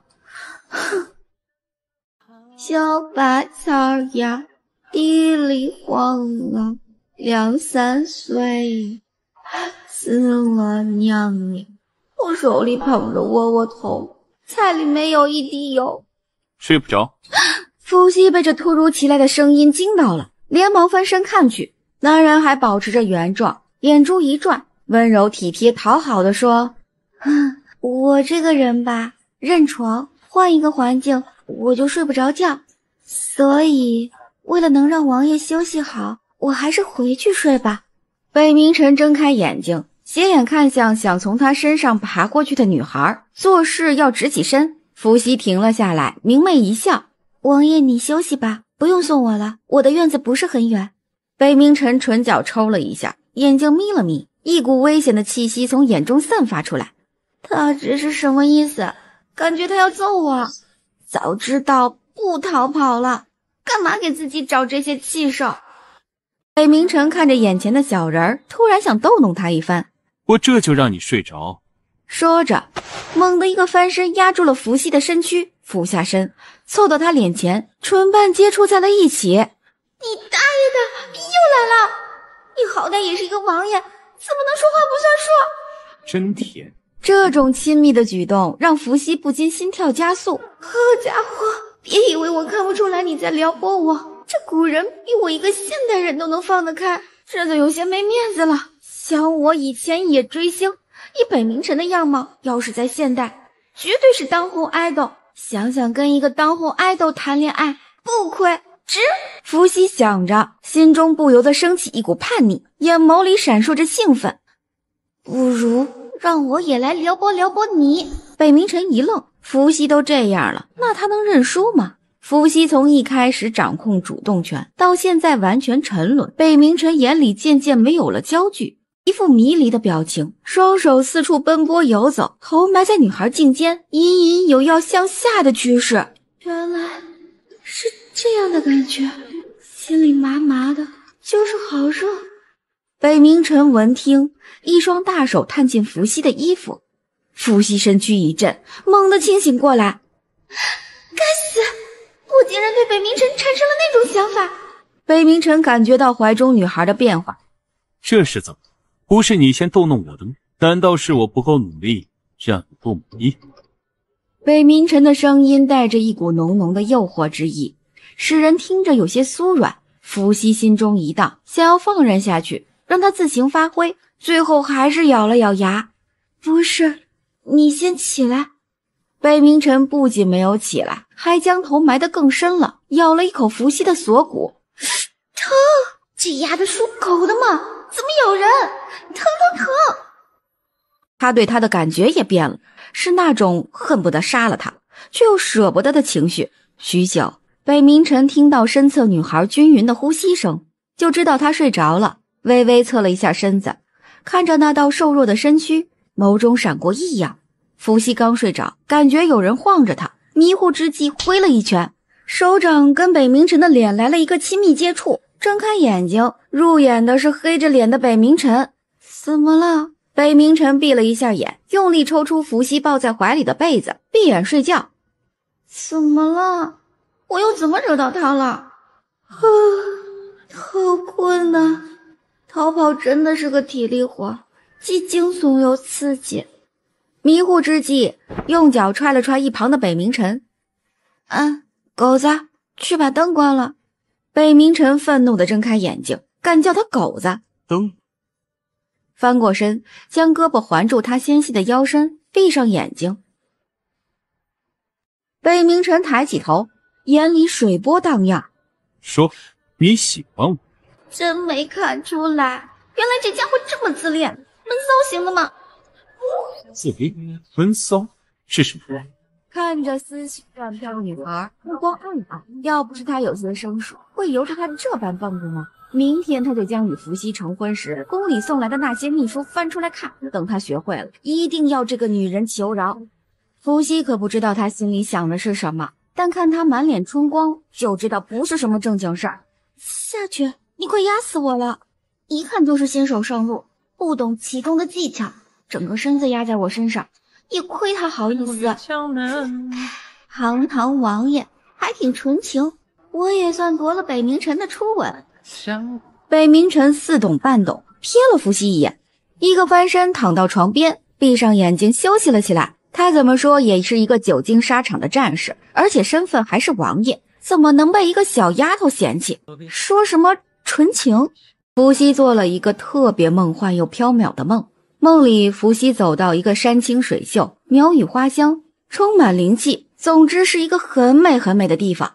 没意思，就我一个人嘛。话音刚落，突然出现一只灰白色的大狼狗，那只狗欢快地摇着尾巴，朝着伏羲所在的位置飞奔跑来。二哈好像看不见他，也听不见他的声音，一直向前跑着，跑了一段距离，回头望去，哇！只见一个俊美的男人，长发冠起，一身墨袍衬得他身形挺拔，一双紫眸深邃迷人，薄唇轻抿，嘴角带着似笑非笑的弧度。怎么是北冥辰？北冥辰停在了一处泉水边，优雅地蹲下身，伸出手，将手放在泉水上，微不可察地晃动着。婴儿轻轻地惊呼了一声，将头埋在了北冥辰的肩膀上。闻了闻，然后将脑袋埋在他的胸口，用小嘴儿吸食他的修为。等北冥神察觉时，已经晚了，他的修为被婴儿吸食了大半。停下！婴儿仿佛没有听到一般，吸食的更加卖力了起来。北冥神皱眉，用力一震，婴儿从他身上掉落下去。北冥神见状，赶忙去捞，却见那婴儿朝着神天上飞了去。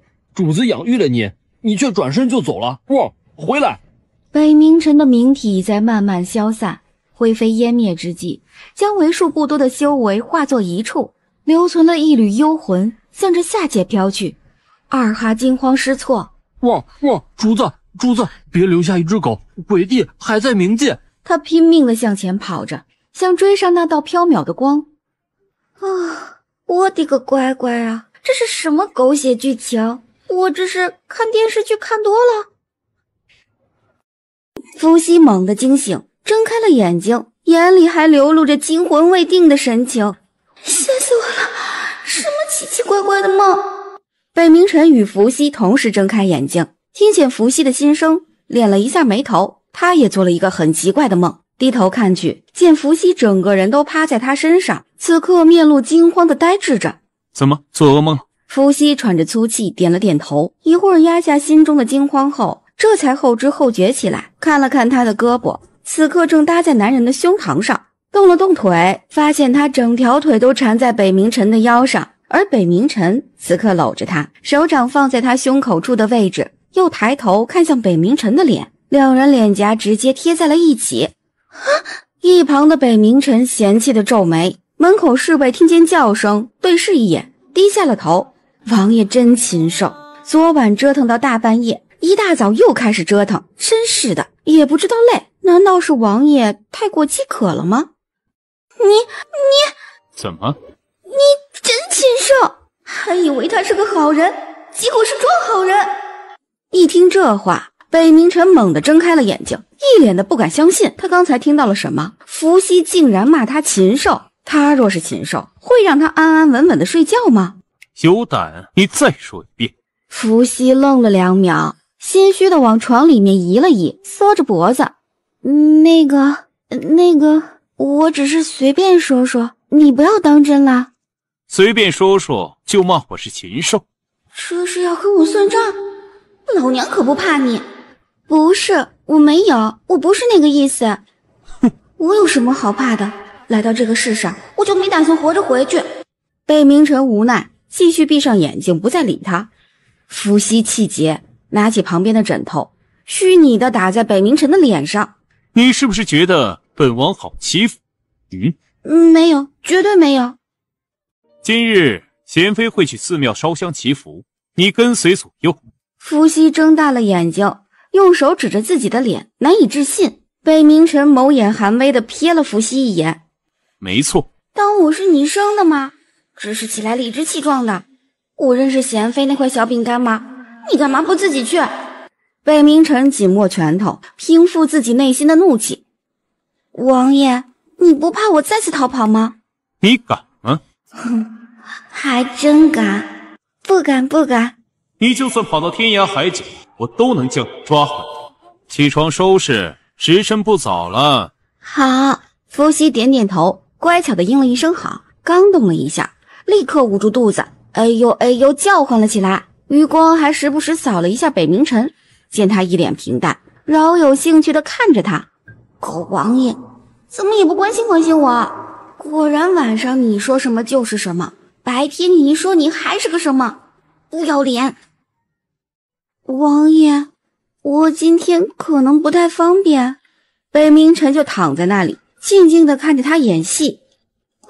该配合我演出的人选择视而不见，那这场戏我还怎么演下去？独角戏吗？就算你现在只剩下一口气，本王也会命人抬你去寺庙。算你狠！伏羲愤愤地扁了扁嘴巴，膝盖狠狠地撞在北冥神的腿上。哎呦，王爷，你的腿挡着我的路了。北冥神不搭理他，闭上眼睛，撞不死你。王妃。北冥神听见侍卫的声音，缓缓睁开眼睛，眼底流光溢彩。走开可以吗？哇，他怎么没打断你的腿？你信不信我现在打断你的狗腿？王妃，身子累吗？是有些累。昨晚走了那么多的路，又和北冥城打闹了许久，是有些累了。等次数多了也就习惯了。王爷这血气方刚，王妃肯定受了很多苦。可不是吗？北冥城那家伙一点怜香惜玉之心也没有，还那么的粗鲁。他根本就不懂得怜香惜玉这4个字怎么写，而且还不会在乎别人的感受。别人不愿意，他还非要强迫。王妃也太那啥了吧，这事儿怎么好意思往出说？王妃受苦了，受的苦可不是一般的大。王妃，王爷命属下来催你过去。哼，怎么怕我变成蝴蝶飞走吗？什么？王妃这一套一套的，也不知道从哪儿学来的。王妃，这边请。伏羲跟在凌霄身后，走到大堂，就见北冥城和宁贤婉一上一下的坐着。大早上就有绿茶。北冥城看着茶杯中的茶叶，这不是绿茶。王爷，我来了。北冥城望了伏羲一眼，眼中出现亮色，清新脱俗，这是他能想到的。姐姐，我来陈王府是来接你，我们一起陪贤妃娘娘去寺庙。姐姐从小生长在寺庙，几年未去，今日去，姐姐心里可欢喜。哼，狗拿耗子多管闲事儿。我们炮灰之间的聚会，干你女主什么事儿？我没长腿吗？要你来接？自打跟王爷成亲以来，我就打理着偌大的王府，我也想去寺庙呀，可就是没时间。王府被姐姐打理的当真是井井有条。那是必须的。北冥城哭笑不得，他倒真不谦虚。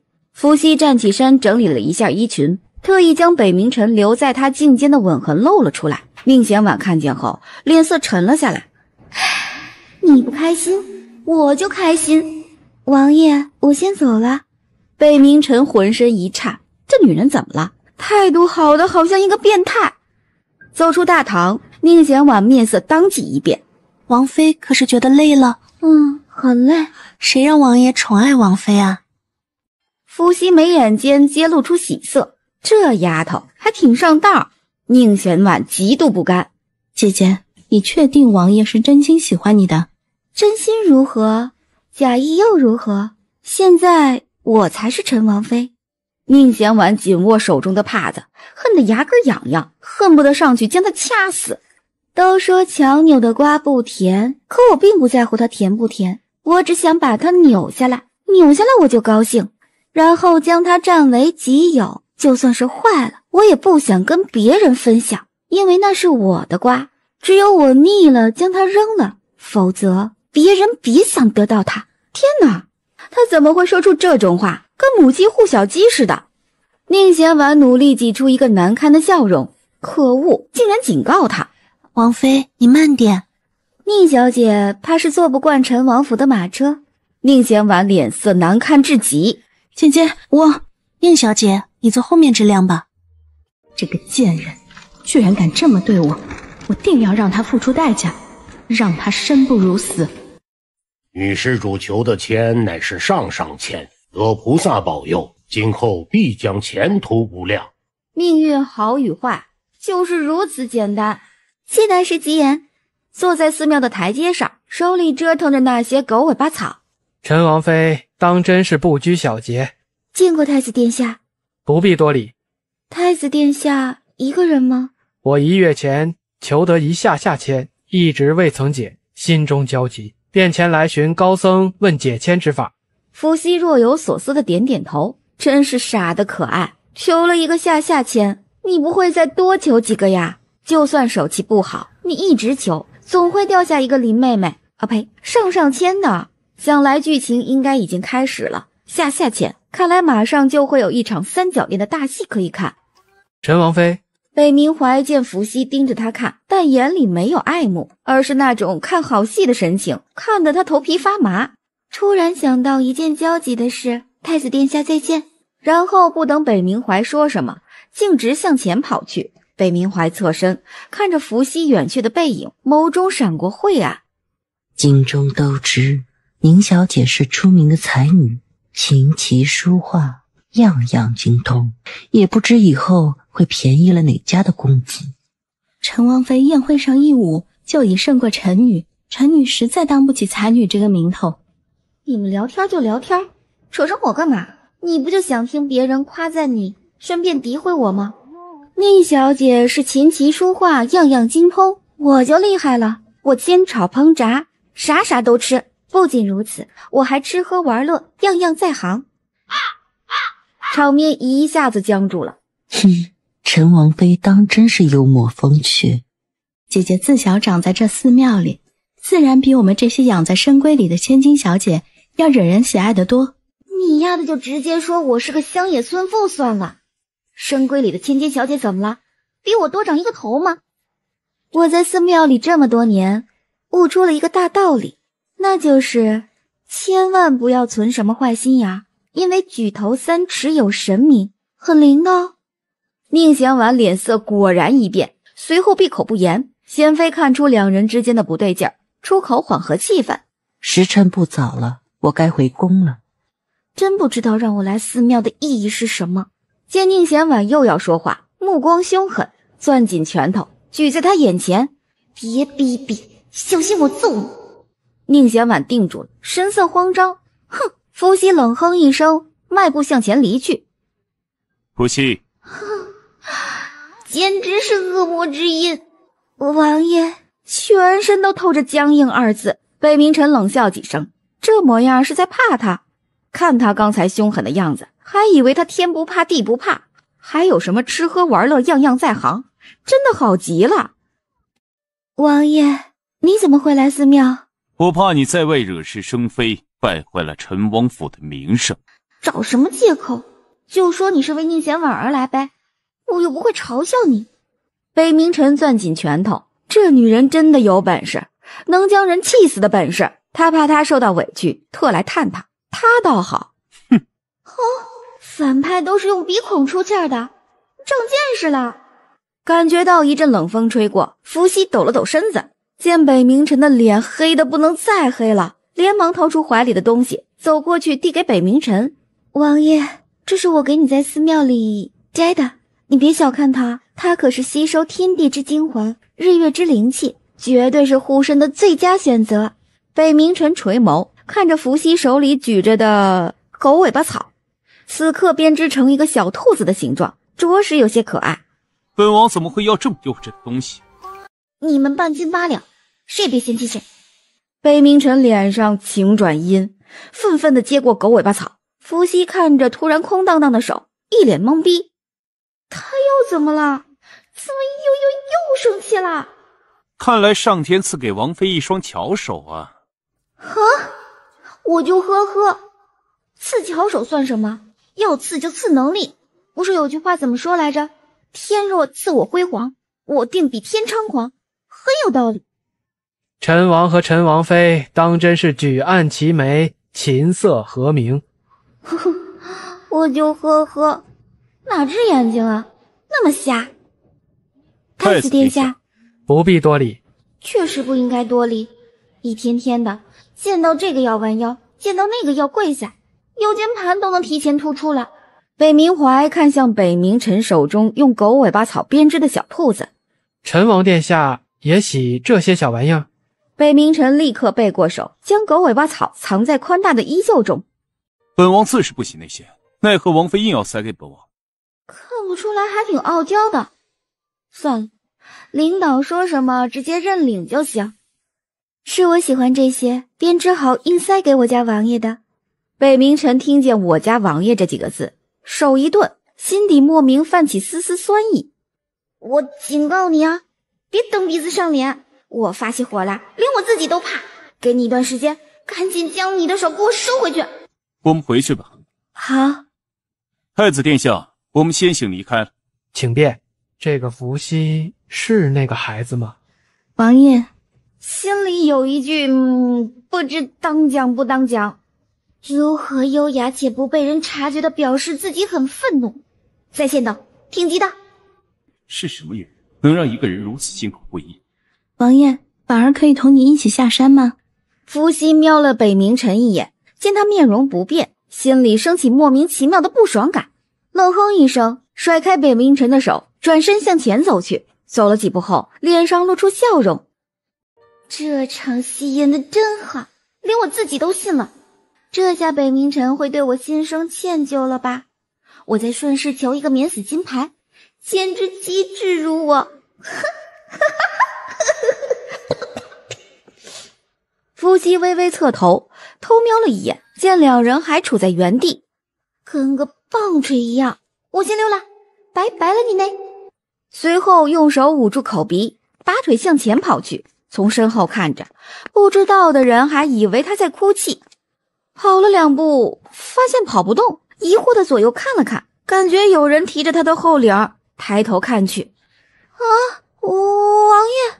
北冥辰面无表情松开了手，伏羲站直了身体，整理了一下衣服，看了一眼站在不远处正咬牙切齿的宁贤婉，这让我受宠若惊。丢下白月光来找我这个炮灰，北冥辰你够意思。快点走啊！伏羲连忙跟在身后，看着握在一起的手，再看看北冥辰高大的背影，心里莫名升起满足之意，觉得无比踏实。不错不错，有那个味儿了。该找个什么借口离开呢？离开？他又要逃走？王爷，咱们进城了。进城了就要找机会逃跑？感觉他能洞察人心。这要是个玄幻世界，我都要怀疑他有读心术了。北冥辰听见这句话，心里一颤，随后压下自己的怒意。要是被伏羲察觉到他能听见他的心声，那以他戏精的性格，保不齐会上演什么狗血戏码。再走就要回府了。王爷，今日街上特别热闹，我想去逛逛。有什么可逛？竟让我无言以对。停下。谢谢王爷，谢谢王爷。王爷，你怎么也下来了？不是要逛街，本王闲来无事，陪你一起。那太麻烦王爷了。不麻烦。王爷日理万机，逛街这种小事还是让我来吧。想来王府什么也不缺，王妃还是随本王回府吧。一个字，绝。王爷，我们去那边吧，你看那边有好多东西。北冥辰瞥了一眼，迈步走到伏羲身前，拉起他的玉手向前走去。伏羲嘴角一扬，表示他很无奈，跟个小女孩一样，一个劲儿要拉手手。上厕所要不要也一起去啊？北冥辰加重了呼吸，最终不做任何反应。他也不知道为何与伏羲接触会使他整个人神清气爽。王爷，你看那有一块玉佩，我感觉特别适合王爷。北冥辰瞄了一眼，径直向前走着，没有搭理他。王爷，你看这个玉坠特别适合你，特别的漂亮。北冥辰不做任何反应，目视前方的走着路。姑娘好眼力，这玉……伏羲还未听完那地摊老板的话，就被北冥辰拉着向前走去。没礼貌，多半是惯的，揍一顿就好了。北冥辰手上用了一些力气，伏羲微微皱眉，动了动手。我这么紧干什么？北冥辰放轻了力气，向前走去。王爷，你看那里有一块紫檀木，上面还雕着一只金丝雀，我觉得跟你的气质特别搭。王爷，你看那儿还有一块玉佩，真的特别衬你。王爷，那边还有一把伞。王爷！闭嘴！北冥辰忍无可忍，低吼一声，伏羲瞬间停止了喋喋不休。干嘛那么凶？我没强迫让你陪我逛街，是你自己非要跟来，还走得那么快，害我想买的东西都没有时间买。感觉错过了好几个亿。北冥辰听见心声，闭上眼睛，压下怒火。想买什么就买吧。伏羲听闻愣了几秒，扬唇笑了一下。王爷，你看那有一个卖糖葫芦的，老板要2串糖葫芦。好嘞，给，这糖葫芦算是从古至今都有的吧？你确定你要吃这个东西？干嘛露出一副很嫌弃的表情？本王不吃这些东西。伏羲也不强迫，一手一串糖葫芦，咬了一口。没关系，我吃，酸酸甜甜，我的最爱。北冥辰看着伏羲吃的那么开心，本王可以尝尝。你尝尝，可好吃了。北冥辰盯着眼前那串糖葫芦，又看了看伏羲鼓起的腮帮子，眸子一变，伸手一搭在伏羲的后脑上，用力将他拉进自己怀里，低头吻了上去。伏羲震惊不已。你干什么？我在尝糖葫芦。伏羲嘴角抽搐，恨不得当场拍死北冥辰。北冥辰此刻心情大好，他早上起来翻看了一些秘书，如今可以先试验一下。伏羲见北冥辰脸上表情发生了变化，心中升起一股害怕。他觉得自己被一个大灰狼给盯上了，只要一个不留神，就会被他吞入腹中。北冥辰看伏羲眼中闪烁着兴奋的光芒，这丫的这2天是怎么了？难道是发情期到了？他如今正血气方刚，需要释放，可以理解。北冥辰听见这些心声，以为伏羲愿意和他那啥了，心情大好，继续拉起伏羲的手。不知是此刻心情不对还是怎么，觉得伏羲手又滑又嫩，好心人，真可怜。北冥辰以为伏羲爱心泛滥了，向身后的凌霄挥了一下手，真可怜，连碗都拿不平稳。北冥辰、凌霄、乞丐3人一脸懵逼地看着窘迫的伏羲。这人将碗端在他眼前，他以为是想让他帮忙端一下。这碗真不错，从哪里买的？我也去买一个。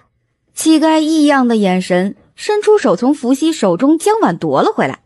从未这样尴尬过，不知道的人还以为我看上乞丐那只碗了，简直能抠出一套3室1厅来。哟，小的见过陈王殿下，陈王殿下里面请。这是本王的王妃。失敬失敬，小的见过陈王妃。不知陈王和陈王妃要吃些什么菜啊？想吃什么都行，丢人了，没胃口。来几道招牌菜，一定要好吃。哎，好嘞，陈王和陈王妃稍等，小的这就去准备。我想吃蒸羊羔、蒸熊掌、蒸鹿眼、烧花鸭、烧雏鸡、烧子鹅、卤猪、卤鸭、酱鸡、腊肉、松花小肚、腊肉香肠、10斤品牌熏鸡白脸。北冥辰差点全身抽筋儿，他是想多了，这女人怎么可能被那么一点小事打倒？伏羲看着桌上10几道菜，有大半都是猪身上的，这是把佩奇给终结了，真可怜。怎么不合胃口吗？伏羲要吃的那些个酒楼没有，回去让府中厨子给他做。别说，佩奇这么做还真香。佩奇的猪蹄儿也好吃，这个东坡肉简直了。快松开，影响我发挥。见北冥辰就是不松，也不在意，举起双手伸了一个懒腰。春困秋乏，倦冬眠，好想和床来个永不分离。北冥辰无语，伏羲放下手，仰起头对着北冥辰傻傻一笑。北冥辰故作嫌弃，傻不傻？伏羲翻了一记白眼，向前迈了2步，看见迎面走来的2人后，一副吃屎的表情。他来了，他来了，他带着绿茶走来了。北冥辰也看过去，宁贤婉和北冥怀走在2人眼前。王爷，宁贤婉扫了一眼2人紧握的手，心中泛起不甘。王爷，我累了，咱们回府吧。好。随后越过2人向前走去。北冥辰最近真的好乖啊，为了我居然忽视宁贤婉。总要给他一些补偿。北冥辰听了很开心，乖一点就会有补偿，他记下了，同时在心里期待着补偿是什么。快跑快跑，这儿有一个神经病！狗子，你怎么看家的？家都被人给偷了！回应他的是风吹起树叶发出的沙沙声响。你个杀千刀的，偷家连我的狗都偷走了！谁？给我报上名来，看老娘不扭断你的狗头！王妃，陈王府竟然进贼了，连我的狗都被人偷了！我要去控告北冥辰，这是他的过失。王妃，王府里没有进贼啊？那我的狗子去哪儿了？还有房间里我的东西怎么都不见了？王妃，你的东西都挪去晨曦院了。晨曦院是皇上给王爷和王妃赐婚时新建的院子，用作2人的婚房。What？ 王妃，你在说什么？这不重要，谁让挪过去的？王爷啊！伏羲想了想，露出迷之微笑。王妃，你……陈王松的王妃当真是天真活泼，北明晨听见这句话，顺着他的视线看过去，唇角扬起，一脸的温柔。令晨看见北明晨这副模样，便知他已经动了心，不免笑了起来，当真是英雄难过美人关。买了这么多东西。今天多花了10两银子，多买点东西，将那10两补回来。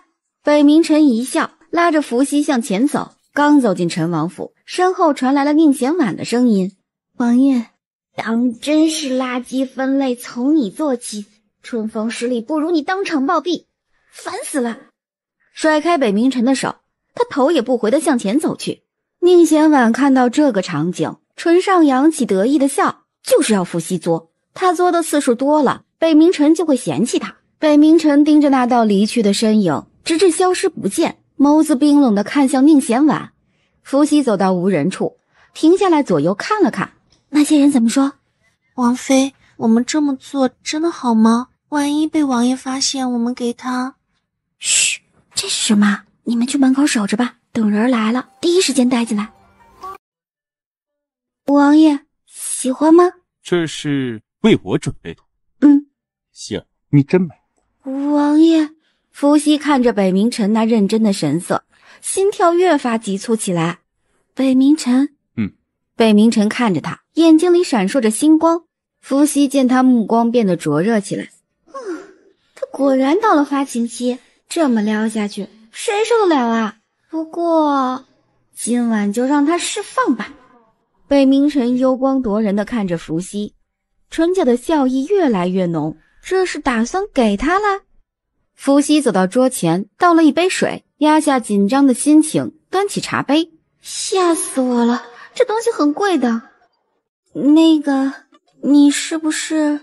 万事俱备，只欠夜晚。奥利给！冷不丁地扫过那张大红的床铺，不能在这里。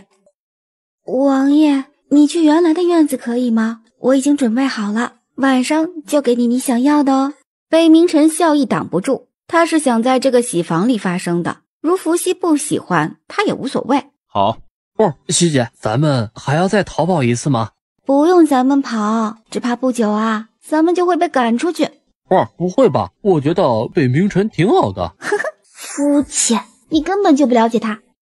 你很了解他吗？我当然。伏羲停了下来，他对北明晨的了解只限于书中的描写。北明晨是反派，只要他出场，不是在使坏，就是在使坏的路上。但经过这几日的相处，他感觉北明晨挺好的，虽然暴力凶狠，但从未为难过他，尤其是这2天还有些傲娇和可爱。想到这里，伏羲情不自禁地笑了起来。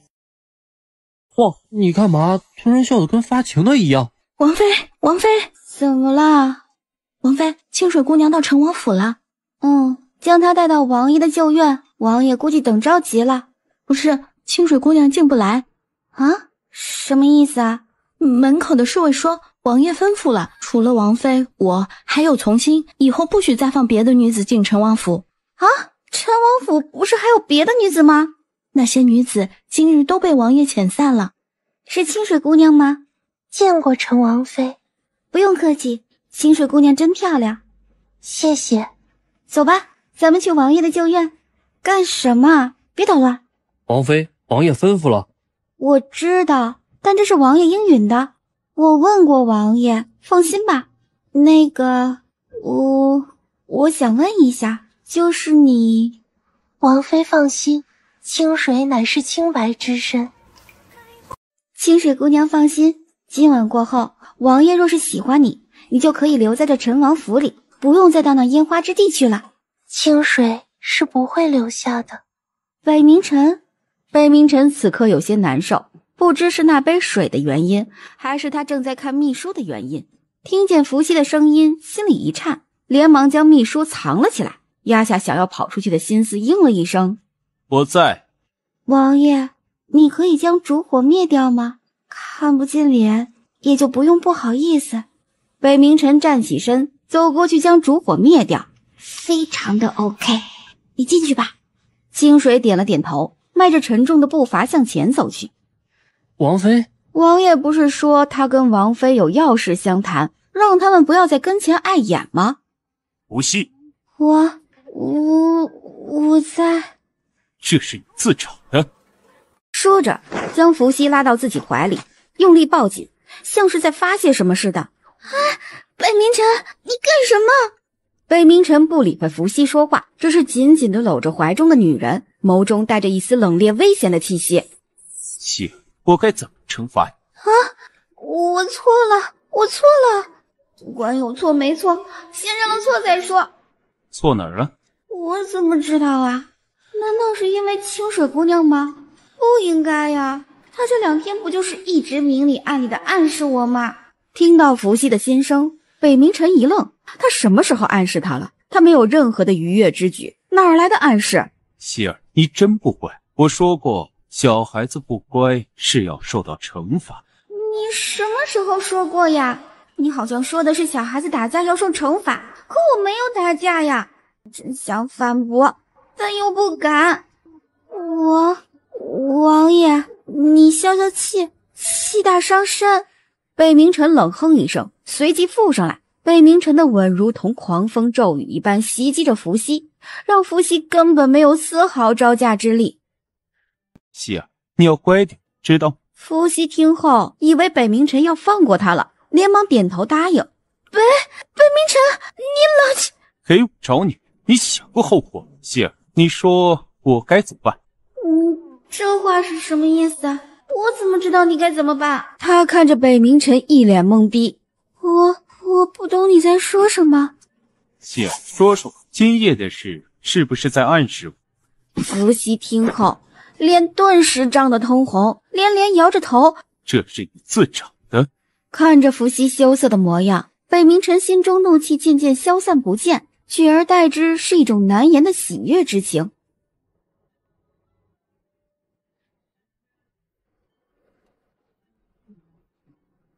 希儿，我该怎么办？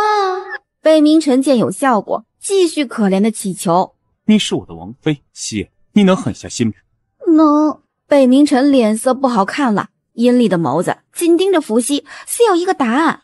伏羲，要是你下的。我知道，可那不是你暗示我的吗？北冥尘，我真的错了，你能不能……这是你做的错事。这下玩大了。北冥尘见状，心中大喜，脸上爬上一抹满足的笑意。这是你做的错事。这下玩大了。北冥尘见状，心中大喜，脸上爬上一抹满足的笑意。白着山是一个笑看他人折柳，有时为谁相思愁，红尘蹉跎，不如大梦醉卧西楼。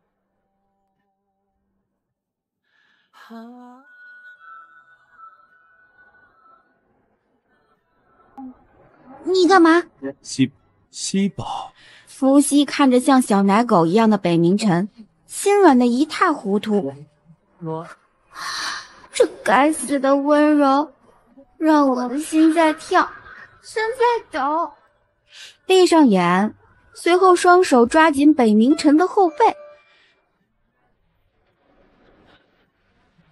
不知过了多久，凌霄悄悄走到从心从轩眼前。塞上吧，我试过了，效果显著。我自风流，路过人间，一壶。娘的，差不多行了，夜了，我刚才都听见公鸡打鸣了，你药效过了不是吗？可能天亮了，药效才会消失吧。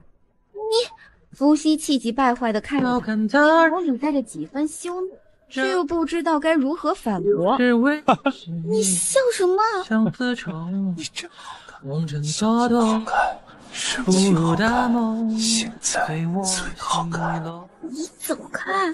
最后一次，我保证。我信你个鬼！北冥尘各种可怜乞求，伏羲就是不应。北冥尘，你。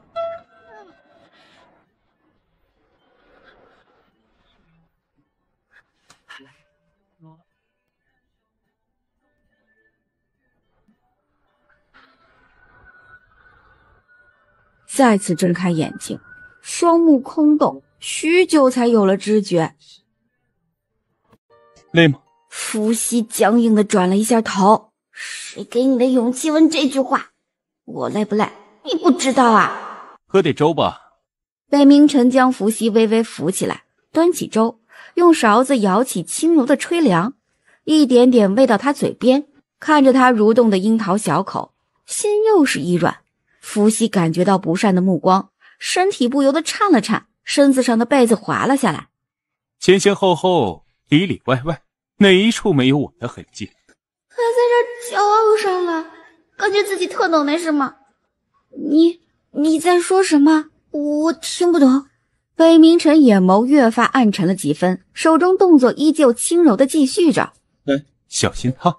伏羲张开嘴巴，抬眼看向北明晨。北明晨将脑中画面赶紧切出去，收回握勺子的手。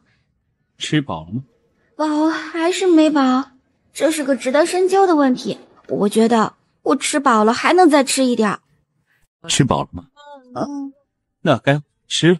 北明晨昨夜过后才知道什么是食髓知味，甘之如饴。你差不多行了，我欠你的应该已经还清了吧？北明晨故作思考了起来。他难道要得寸进尺？太他妈气人了！好，算你还清。这还差不多，心里说他多了。你在想什么？什么也没想，想拍死这个腹黑男，然后当寡妇。会跳舞的人，身体……我有一句脏话，不知当讲不当讲。随后侧过头，不搭理北明晨。你现在是我的女人。伏羲抬起头望向北明晨，一双眼睛清澈无比。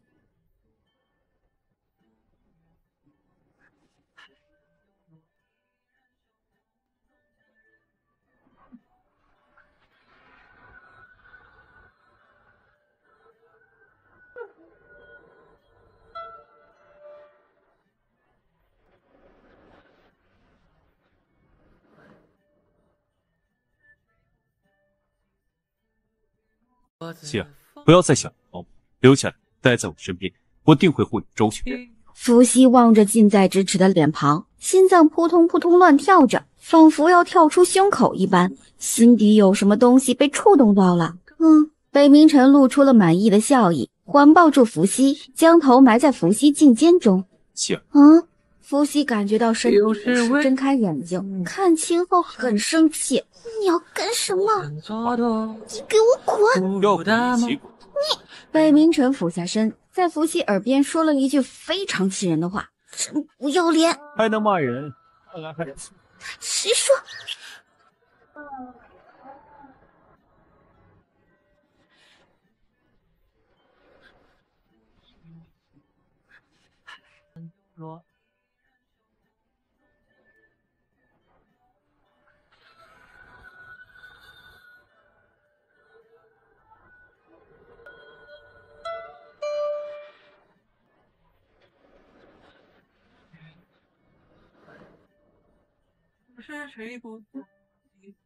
王妃，你醒了，快，赶紧帮我拿一套衣服。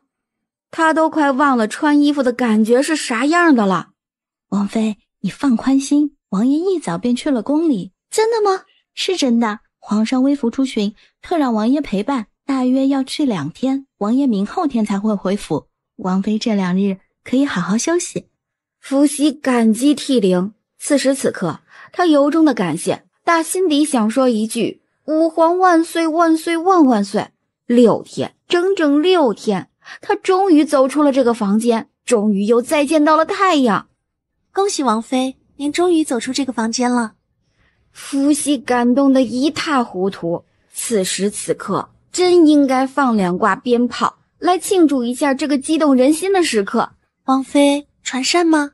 传。他们怎么不进来？回王妃，王爷吩咐了，晨曦院除了他，不允许任何一个男人进入。为什么？奴婢也不知，王爷是这样吩咐的。王妃，王爷将你养的那些宠物全部归到旧院去了。啊，这又为什么？奴婢也不知，王爷是这样吩咐的。王爷将院子重新修缮了一番，加了很多吊椅和软榻，四周围也都移上了鲜花，还吩咐奴婢每天都要打扫。哈？为什么？奴婢不知，王爷是这样吩咐的。败家子儿，原来的院子哪里不好，非要花钱重新装修？看着新修缮好的院子，再看看那么多的可休息之处，瘪着嘴，流下了悔恨的泪。好好做个贤妃不好吗？干嘛要给北冥辰找女人？简直是花钱找罪受，吃力不讨好。北冥辰悄无声息地走进来，看到正窝在吊椅里闭眼小憩的伏羲，走过去定定地看着他，不放过他一丝一毫的变化，眸中满是爱意和欣赏。北冥辰，你怎么回来啦？想你。真想打手一挥说一句大可不必。王爷，你还是去忙吧。北冥辰脸黑了一下，他为了这个小丫头，将皇上护送到地方，安排好一切后，快马加鞭赶了回来。可这丫头着实不解风情，太让他失望了，心里不爽，很是不爽。他差人问过那些成亲过的夫人王妃，都说最想要的是自己的夫君陪在身边。如今看伏羲这副模样，不想让本王陪在你的身旁？这问题，我那人头皮发麻。王爷是要干大事的人，不应该浪费心思在我身上。北冥辰凝望着眼前知书达理、善解人意的女人，此刻心里很是窝火。听他的心声，是不曾想他的，他们该发生的都已经发生了，伏羲怎么还如以前一般对他？如此，我是该谢谢王妃的体贴大度。怎么感觉他发火了？我刚才哪句话有什么不对吗？搞不清楚，想问却又不敢。北冥辰闭眼后睁开。你想干什么？北冥辰看着伏羲惧怕他的模样，心里泛起丝丝寒意。那天如若不是他强迫着硬来，他会让他碰吗？王爷，回答，想不想本王陪在你的身边？伏羲抿着嘴唇，这个问题有什么好纠结的？我要说想，你就会一直陪在我身边吗？会。伏羲一惊，眯眼看着北冥辰。坏了的吊椅，我将它扔出去了。你现在做的这个是新的。伏羲不疑有他，一言难尽地看着北冥辰。我的问题，王妃还未回答。想不想，其实都可以。北冥辰脸色肉眼可见地黑了下来。我还得看王爷在不在呢。什么意思？王爷此刻在我身边，我还想什么？北冥辰似懂非懂，应该糊弄过去了吧？我说的什么连我自己都不是很清楚，你就懵逼吧。如果你没有跟本王下药，本王也没有强迫你，你还会跟我做吗？会。伏羲想都没想，立马出口。北冥辰阴鸷的感觉顺利消散，取而代之的是温润。他就知道伏羲是爱他的。请问这些废话，做都做了，你问我如果有用，还要战事干什么？伏羲感觉北冥辰又生气了，身上散发出来的气息越来越冷。王爷，你听清楚了吗？我说的是一个字，会。北冥辰脸色依旧没有缓和半点。王爷，你怎么了？你真的爱我？为什么这么问？本王不想听到为什么。你犯什么病了？难道今天挨批了，心情不爽？很有可能。北冥辰，我是你的王妃。本王知道，所以本王定会好好疼爱你。你停下！我不仅不会停下，我还要持续前进。是我变黄了，还是北冥辰变黄了？每个字都很正常，但连在一起，尤其是从他嘴里说出来，那就是相当不安全。答应跟我在一起，你就是这个陈王府的女主人。我现在也是这陈王府的女主人啊。北冥辰，你是不是脑子不好，记忆缺失？行，我会对你好。我自己也会对我自己好的。无论北冥辰怎么乞求，伏羲就是一脸傲娇，怎么也不低头。希儿，我不会逼你。哼，前几天的疼痛告诉我一个道理，想要减轻伤害，避免英年早逝，就得三不：不听、不应、不答应。北冥辰无奈，只能抱着伏羲回到房间，慢慢来。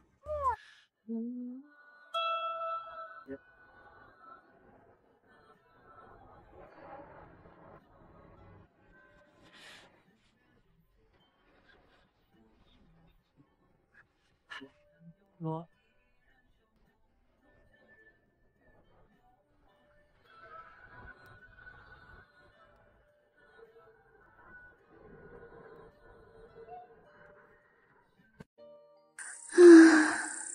真舒服。最近无人设宴吗？王妃，有的。那我怎么没有收到请帖？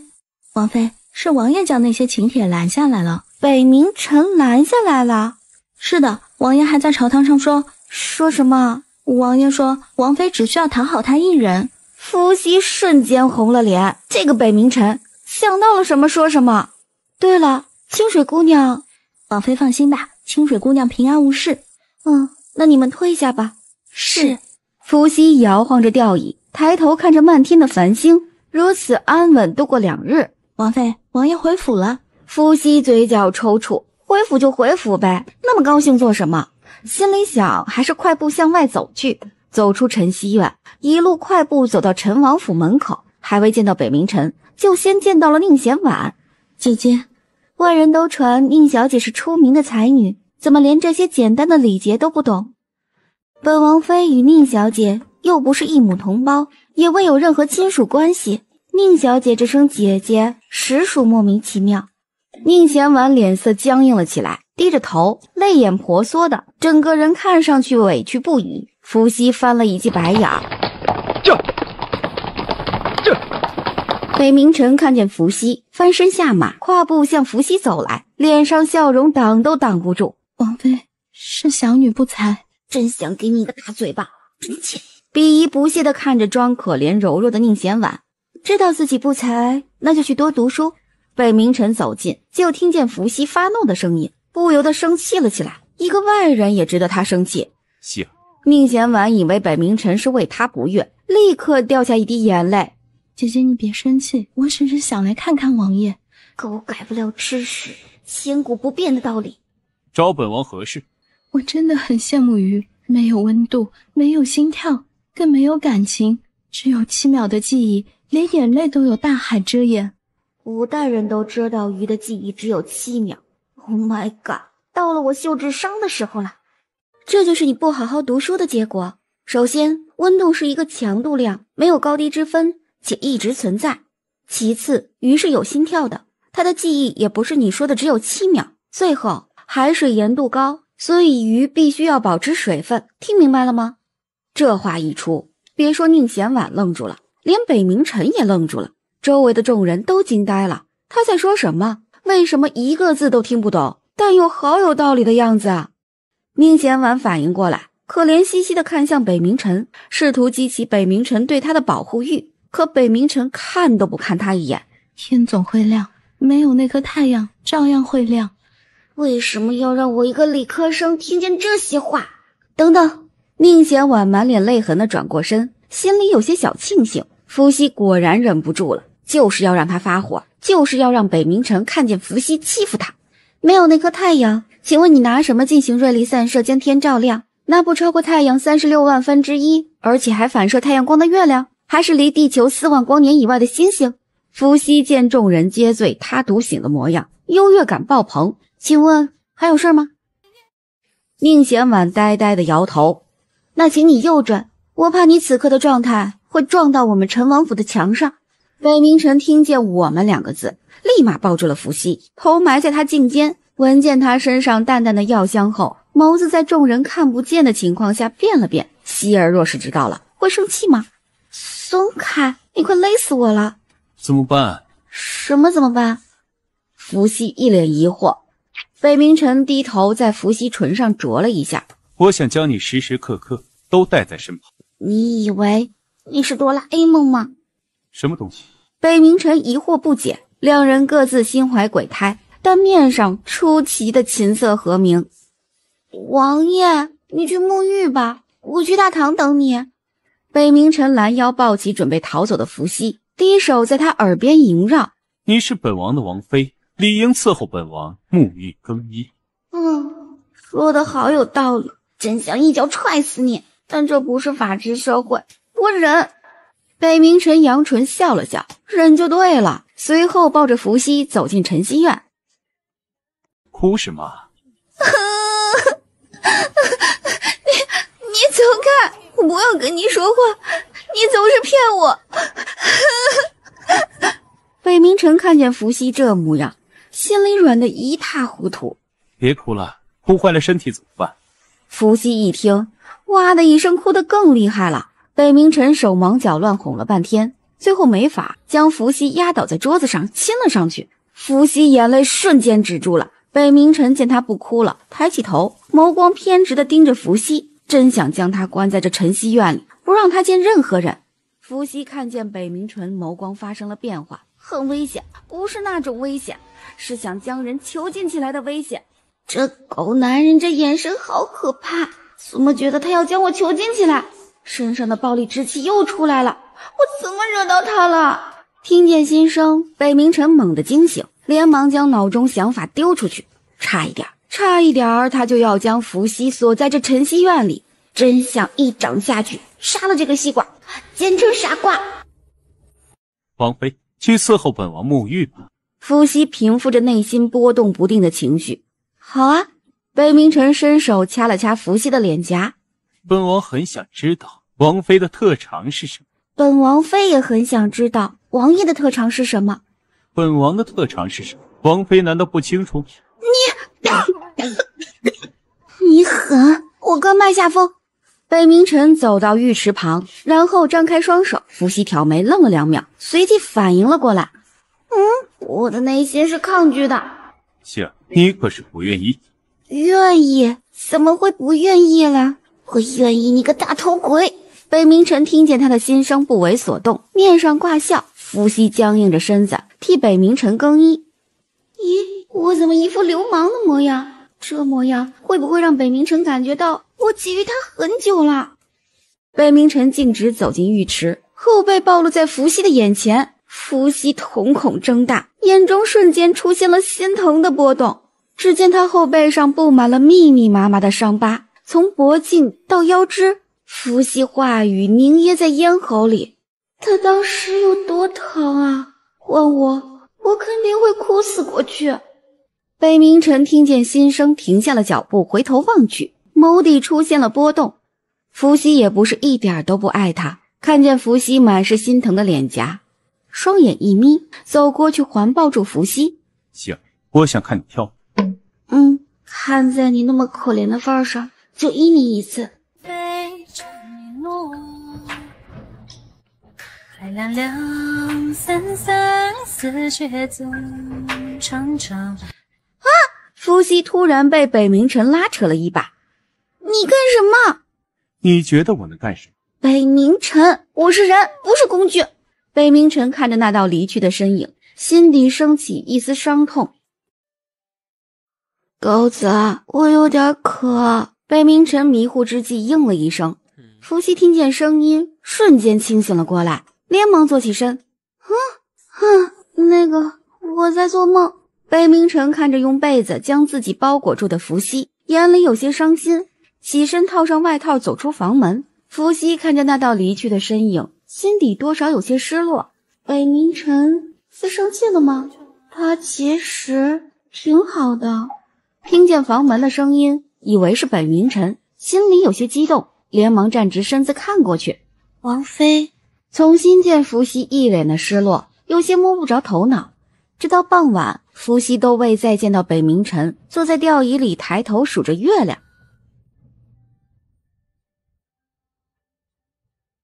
王爷，那好像是王妃。逃跑，伏羲又要逃跑，这是北明晨脑中冒出来的想法。想法生成，整个人被暴力之气包围了起来。伏羲正静悄悄地向前走着，眼见着要到了，突然被人粗鲁地扛了起来。鬼呀，你去抓别人吧！陈王府里有很多人，我这么瘦没有肉，人不好吃，比较咸，你可以去尝尝狗肉。我知道那个院子里有一条二哈，长得那叫一个膘肥体壮。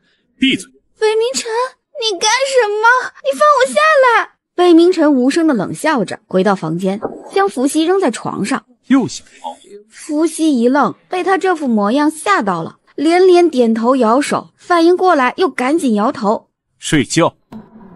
对我喜乐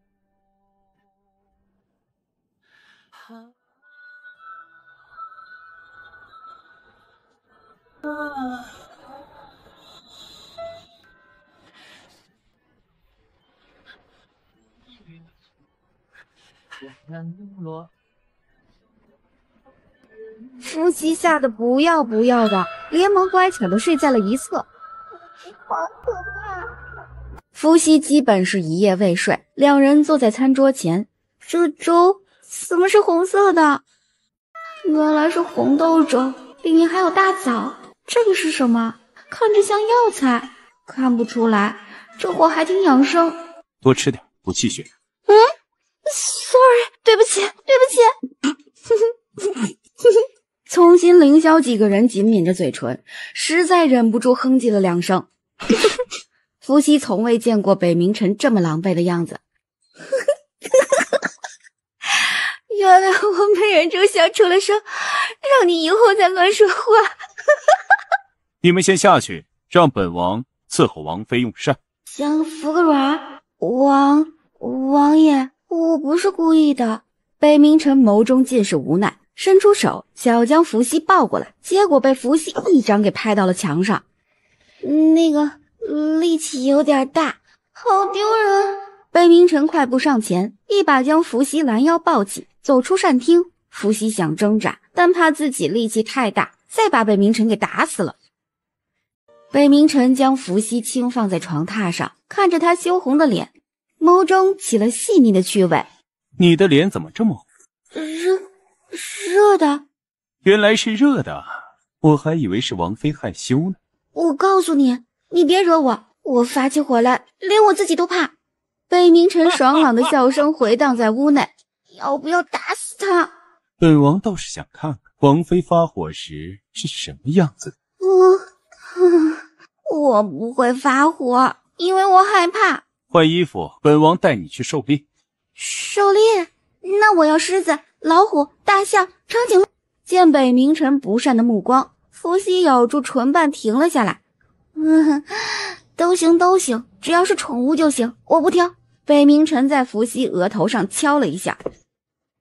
空气真好，这地方真好，到处都是大自然的味道，接地气。北冥辰侧目，视线始终停留在伏羲的侧脸上。既然他喜欢这里，那便在这儿建一座宅子吧，闲暇时可以来游玩。伏羲见北冥辰半天不说话，有点惊讶，转头望去，眼睛眨呀眨，一副天真懵懂的模样。北冥辰看到伏羲这模样，心中一动，将伏羲拉入怀中，手揉着他的脑袋，扶手亲吻住伏羲的阴唇。伏羲被吻得呼吸不畅，身体软绵绵靠在北冥辰怀里，感受到他身体散发出来的男性荷尔蒙，两人相拥在一起，在这夜色繁星之下尤为幸福。一声咳嗽声，吓得伏羲立马推开北冥辰。北冥辰浑身散发出不悦暴戾之气，只见北冥怀站在不远处，不好意思地看着两人。这可是太子，男主，气运之子，咱们可是反派，要有反派的自我修养，不然怎么死的都不知道。北冥辰接受到伏羲的示意，心情平和了下来。一个北冥怀，他还不放在眼里，这怎么暴戾之气更严重了？难道男主和反派天生不对付，见面就掐？王爷啊，收敛一下吧，给点反应。就你此刻的模样，人家太子都能去大殿上控告你，告你威胁他的生命。再看北冥辰，就是不理会，阴冷的眸子紧盯着北冥怀。太子殿下，王爷，是你干坏事被人撞到了，你还生气了？北冥辰听见伏羲撒娇的声音，浑身暴戾之气瞬间消失。堂堂太子殿下，怎么也学人偷听墙角？王爷，你在说什么？咱们的寿命短又细，可经不起你这么折腾。哈哈哈哈哈哈！陈王和陈王妃当真是举案齐眉，本太子也是无意撞见，望陈王陈王妃不要怪罪。不敢。北冥辰见伏羲卑微讨好的模样，心里很是不爽，一把将伏羲拦腰抱起。你只需要讨好本王一人，其他人无论是谁敢为难你，那就是与本王作对。我太感动了，我谢谢你。萌，老娘讨好半天，顶不过你一个警告的眼神。你那不是在警告，是在挑衅，赤裸裸的挑衅。北冥辰不以为然，从北冥怀身旁走过。伏羲闭上眼睛，一副不忍直视的表情。这挑衅程度不亚于现代人用中指磨眼睛。希儿，你以后只需要讨好本王一人。北冥城好帅呀，好霸道，我好喜欢。所以你现在来讨好本王吧。果然帅不过3秒，哼哼哼，滚！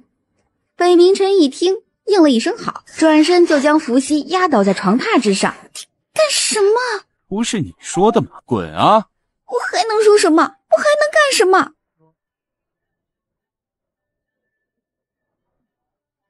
你以后不能再这样了。希儿不喜欢我这样对你吗？伏羲一愣，就知道北冥城误会了，连连摇头。北冥城露出满意的笑容。咱们以后要谦虚，一定要多多听听别人的意见，也要多多问问别人自己做的好不好，然后认真的记下来，对你有意见的人都是谁。北冥城没忍住笑出了声。控制住。对不起，小的给王妃擦。走开，走开，走开！北冥城脸上尽是宠溺的笑容。真乖。如此，小的谢谢王妃的抬爱。不谢，小橙子，扶本王妃起来。小的遵命。你看你，将我的头发弄得这么乱，我又不会挽。北冥城上前替伏羲顺着头发。本王明日就去学。伏羲愣神儿，侧头看去，不管真假，此刻心里暖暖的。北冥城见他这副模样，顺势从身后环住伏羲，低头刚要吻上去，外面传来了声音：陈王殿下，陈王妃，皇上邀请2位过去参加宴会。走吧。北冥城拉着伏羲的玉手走出去，看见那个来通报的太监后，阴狠不爽的眸子瞥了过去。太监吓得缩了缩脖子，将头低了下去。一天天的净会吓唬人，真不乖。北冥城听见真不乖后，可怜兮兮的眼神看向伏羲：王爷，我们快走吧。这货一装可怜，准没好事。北冥城拉着伏羲不让他前进。伏羲疑惑地看过去，王爷怎么了？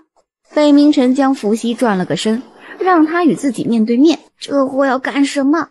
没看到身后有人吗？多不好意思。北冥城阴鸷地瞥了那太监一眼，太监本就低着头，现在低得更低了。王爷，皇上还等着我们呢，快走吧。真是的，太监做错了什么？要受你的压迫。臣见过皇上，见过皇后。臣夫见过皇上，见过皇后。免礼，赐座。古代的女人都跟别的女人共侍一夫，原谅我办不到。扫了身侧的北冥城一眼，先是星星眼，立马变成了审视。北冥城，你丫的不会也有这个心思吧？耳濡目染，肯定不单纯。如今我也算是真正的陈王妃了，哼！哪日若传出你的绯闻，直接废了你也挺好。北冥城手中酒杯砰的一下掉在了桌子上，下意识低头看了看，轻咳了一声。尝尝，这些都是野味。伏羲看着眼前的大肉，撇了撇嘴。要是活着的多好啊！陈王妃的伤势好了吗？什么伤势？回皇上，已经好了。瘦了1圈，应该多补补。连着6天，我不受行吗？北冥城心情大好，臣定会好好替王妃补身体的。陈王妃受伤时送到陈王府的千年人参还有吗？回皇上，还有2株。再送1株给陈王妃补身体。皇上还送了千年人参给我。前2天粥里放的药材就是。这个败家子儿，那可是千年人参啊！就那样放在粥里，关键全被我挑出来给扔掉了。我的这颗心啊，疼得不要的。北冥城一听，目光发生了一些变化，难怪他身体还是那么差，感情将人参全给挑出来扔了。皇上还差人送了很多的金银首饰。金银首饰？很多。那你为什么没告诉我？北冥城看见他一副小财迷的样子，失笑2声，伸出手在他额间弹了一下。本王的东西都是你的。我的东西还是我的。王爷，我觉得吧，我这么大个人了，自己的东西应该自己保管，你觉得呢？北冥城嘴角抽搐，伏羲是怕他贪图他那些赏赐。回去本王就将库房的钥匙给你，以后陈王府的财宝都由你掌管。真的吗？谢谢王爷。不是有句话怎么说来着？如果一个男人将他的手机密码、微信密码、银行卡密码全部告诉你，那你就取他的钱跑路吧。如今北冥晨虽然前面的听不懂，但是能听懂了取了钱跑路，手上当即用力，酒杯在手中碎裂。酒杯碎裂的声音惊醒了正开心大笑做美梦的伏羲。王爷，你怎么了？陈王随朕来。北冥晨这是怎么啦？为什么生气了？难道是因为皇上找他？伏羲在脑子里努力回想着剧情，这个时候都发生了什么大事儿？伏羲用心的回想着，突然听见令人讨厌的声音：“姐姐。”伏羲回过神儿，不搭理宁贤婉，目光直视前方，讨厌死了。北冥晨又不在，搁这演给谁看？姐姐，我只是想与姐姐说一下王爷的事儿。对不起，我不想与你说。姐姐，你别误会，婉儿只是想告诉你王爷的一些饮食起居。伏羲转过头，怒视宁贤婉。宁贤婉心一颤，随即开心起了。就是这样，就是要伏羲发怒。婉儿是想告诉姐姐，王爷是个非常爱干净的人，所以平时吃饭喝水的用具都要吩咐人擦拭干净。还有，王爷饮食清淡，一些辛辣刺激性的食物不要出现在他的膳桌上。王爷还喜欢喝茶。宁小姐一个未出阁的女子，跟我在说我家王爷的饮食起居，真的好吗？伏羲说这话时声音特别大，引得周围的人都转头来看。宁贤婉感受到周围打量的目光，迫使自己镇定下来，努力保持微笑。姐姐，你为什么要诬陷婉儿？宁小姐刚才说的话，难道不敢承认吗？姐姐，你怎么这么不讲理呢？婉儿刚才只是在陈述一件事实而已。陈王妃这是在欺负宁小姐吗？好像是。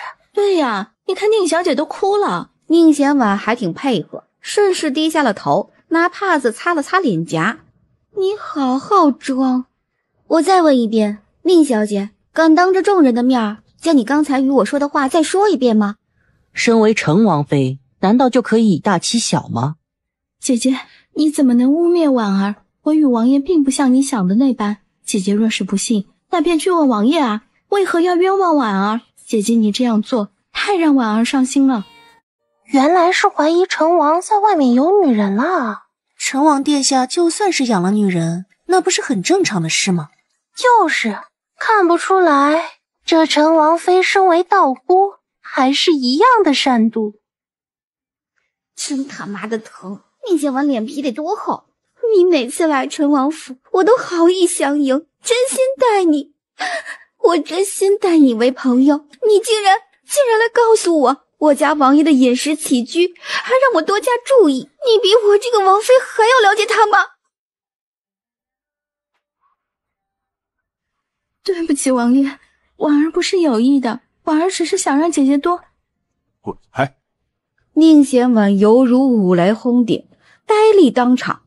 怎么了？哼，他刚才跟我聊你的饮食起居，我都不知道你爱吃清淡的。你明明跟我一样，食物都喜辛辣，他还说你是个爱干净的人，可明明我吃不完的饭你都吃掉了。那他说的这些是从哪里听到的？众人此刻震惊的不要不要的。陈王殿下吃陈王妃剩下的饭，陈王府很穷吗？一碗饭都要抢着吃？怎么了？喜欢一个人要说出来，爱一个人也是。喜欢一个人要说出来，真的说出来了吗？总感觉怪怪的。算了，看在他今晚这么乖的份上，说出来就说出来吧。北冥晨听见心声，连忙直起身，随后等着伏羲说喜欢他或者爱他。出来。北冥晨僵硬的转过头，震惊的看向一本正经胡说八道的女人，她是装的还是装的？王爷，怎么了？不是你说的吗？喜欢一个人要说出来，我说出来了呀。北冥晨被自己唾沫呛到了。哎呀，这么大个人了，还能自己呛到，你是有多……北冥晨转过头，眸子偏执的盯着伏羲。你是有多蠢，蠢得跟猪一样。四周的人纷纷看过来，看要惊动皇上了。伏羲伸出手，别咳了，别人都在看咱们，看猴似的。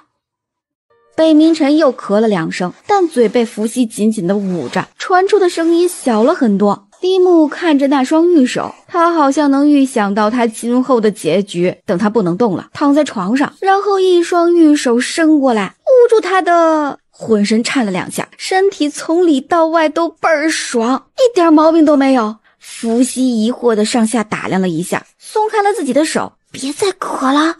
北冥晨点头。伏羲见他真的不渴了，放下心来，见空中飞过几只鸟。小燕子转花衣，年年春天来这里。我问燕子你为啥来？燕子说管好你自己。北冥晨听见心声，刚喝的一口水呛在了嗓子里，加上刚才咳嗽没缓过来，一下子咳得更厉害了。你别咳了，别人都看咱们呢，跟看猴似的。北冥晨听闻，握紧拳头平复自己的心情，心中很是不悦，冷哼了一声，想让伏羲察觉到他生气了。伏羲听见这声冷哼，转头看去，见北冥晨傲娇地昂起他的头，一副我生气了，哄不好的那种。王爷，你是在生气吗？北冥晨没回答，继续冷哼一声。伏羲此刻确认北冥晨生气了，但不知道他在气什么。王爷，谁惹你不开心了？告诉我，我替你去打死他。我在瓜子二手车买了台特斯拉，才花了9万9。瓜子每台车都有官方检测，电车3电系统都有原厂质保，电池还有100天回购保障。瓜子最近上架了几千台便宜的个人直卖车，你也去看看吧。买二手车，瓜子有保障。北冥晨唇角抽搐，光会嘴上说，你不会实际行动起来吗？直接来哄比说的香。应该不是我惹到他了吧？不过看样子应该是哄不好了，那就不哄了，还是省点唾液吧，让他自己气会儿吧。生气可以使身体血液循环，长命百岁。唉，我这操不完的心呐。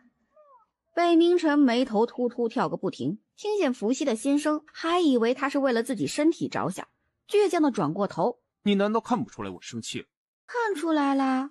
那你怎么不来哄我？我看你挺生气的，王爷你是不知道，人在特别生气的时候不能打断，中途打断容易造成颅内出血，从而导致猝死。王爷，我都是在为你着想。北冥晨继续深吸一口气，伏羲是巴不得他猝死吗？咬牙切齿。如此，本王还应该谢谢你。那就不用了，咱们这么熟，说谢谢太见外了。北冥晨咬住下唇，露骨的目光从伏羲身上打量过，唇角微扬起坏笑，将头转过去。伏羲侧头看了北冥晨一眼，见他露出了这个表情，脸上笑容僵硬了。敢不敢再明显一点？就差写在脸上了。鄙视你，堂堂王爷跟没见过世面一样肤浅。不过话又说回来，北冥晨确实有魅惑人心的资本，对上他这张脸，心情就极好。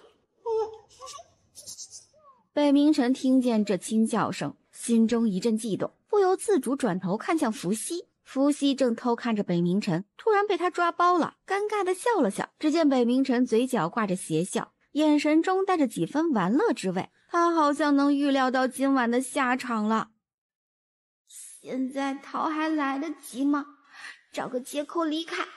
北冥晨冷笑一声，逃，离开？你怕是还没睡醒。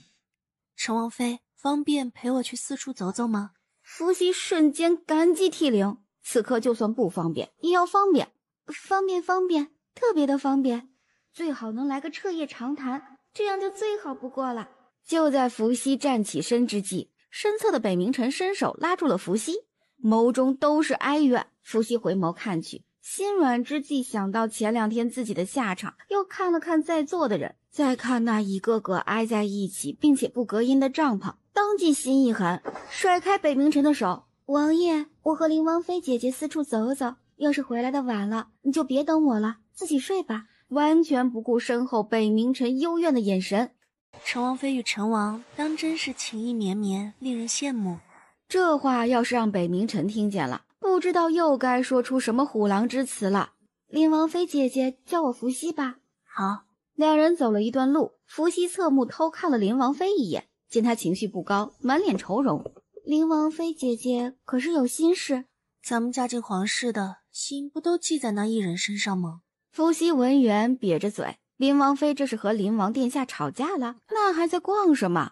直接过去揍那丫的一顿，毛病都是惯的。侧目偷偷看了林王妃一眼的神色，妈呀，他突然有些后悔出来了。他不会哄人的，尤其看到林王妃快哭的神情，特别想扇自己2巴掌，让他多嘴一问。林王对姐姐挺好的，姐姐是不是有所误会？林王妃轻摇了一下头，抬头看向夜空。伏羲也抬头看去，万里无云，满天繁星，一个字闪。两人特别配合的向前走着，有一搭没一搭的聊着。伏羲浑身不舒服，时不时抓衣衫，简直要抠出一套3室一厅来。妈妈呀，出来个人吧，救救悲催的孩子吧！我再也不要跟这些妃子出来了，问了又不说，自己一个人长吁短叹的，简直是社死现场。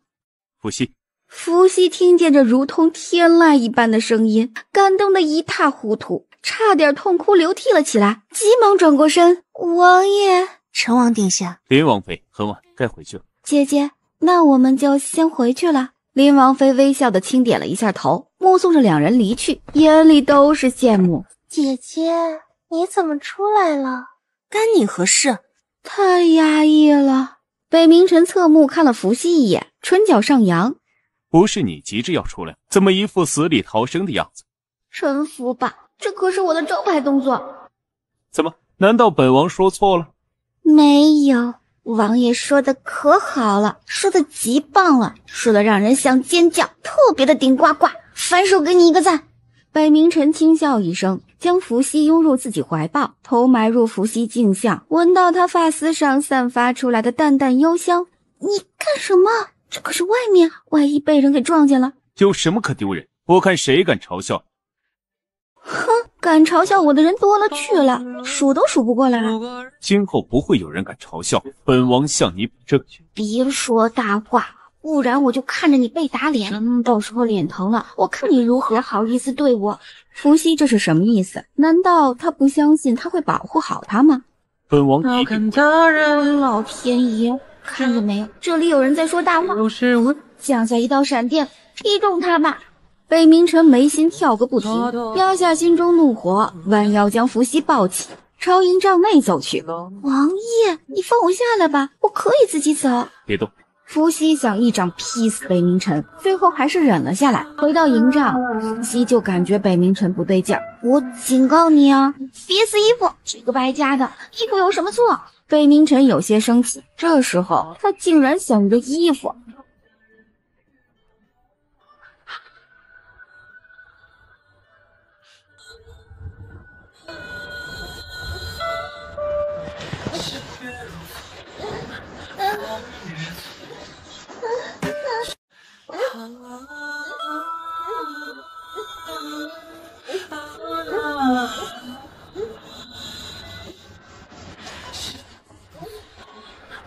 风月错，海棠又落。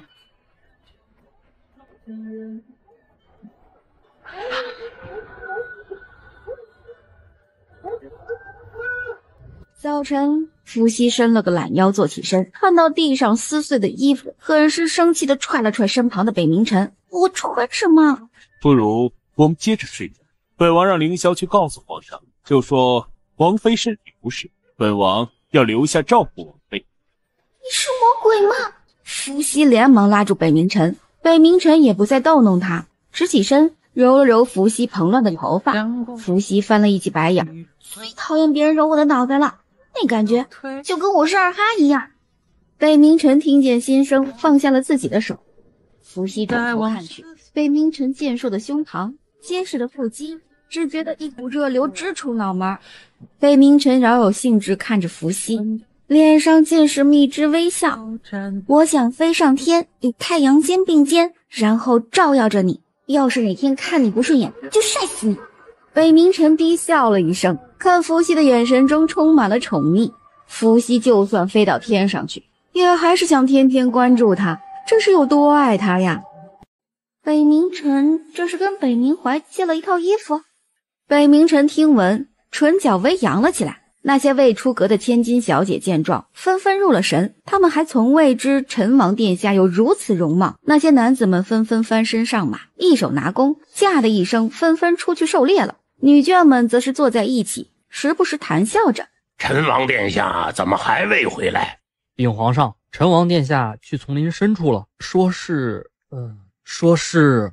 陈王说了什么？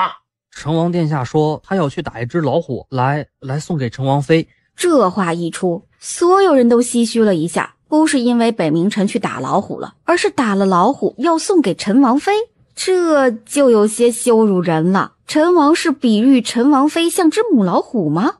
北冥辰真够意思，真给他去打老虎了。胡闹，快带人去看看。陈王妃不必太多担忧，陈王会无事的。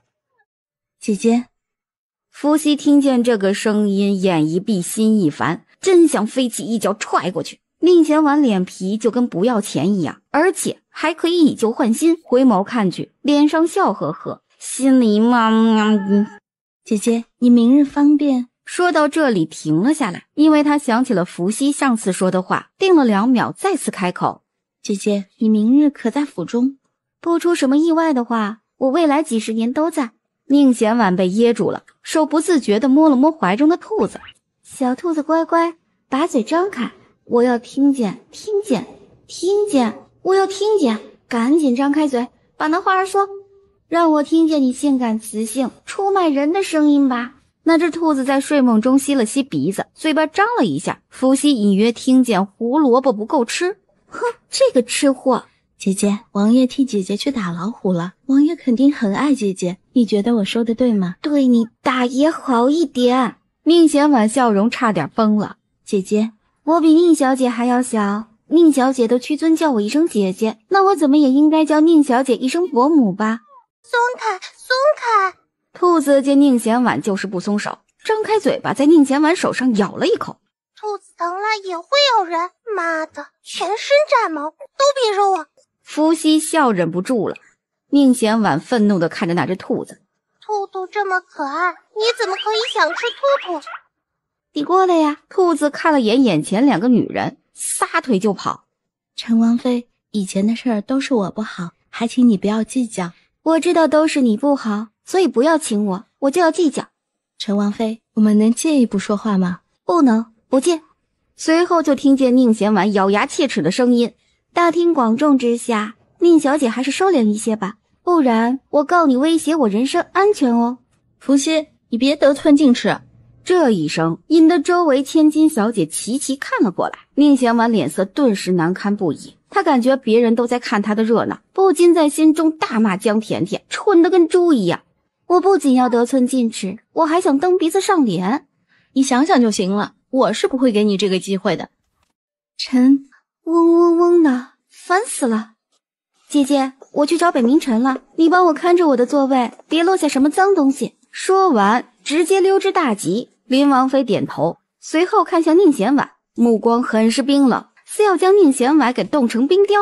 这些千金小姐就那么喜欢有妇之夫？这北冥辰跑哪儿去了？不会是被大老虎给吃了吧？如果北冥辰被老虎给吃了，那他该替北冥辰报仇，还是杀了那只虎，还是该好吃好喝供着那只老虎？毕竟老虎的身体里有北冥辰的血肉。陈王妃，太子殿下。陈王妃可是在担忧陈王？伏羲若有所思的点点头，担不担忧的其实不重要，重要的是想出来透口气。唉，本王也甚是担心，不若我们一起去看看吧。陈王妃，请。多谢太子殿下担心。两人漫步向前走去，伏羲的目光一直扫射在丛林里。陈王妃的伤可是还未好？哦，那点小伤恐怕早就愈合了吧？北冥怀怎么会突然问他的伤？回太子殿下，早已经好全了。北冥怀若有所思的点点头。既然身体上的伤好全了，那他身上怎么还有淡淡的药味？而且那个味道特别像是藏红花。本王知道陈王妃与婉儿有些渊源，本王在这里替婉儿道声歉。太子殿下不是爱慕宁小姐？北冥怀笑了笑，不做应答。伏羲不明白北冥怀是什么意思。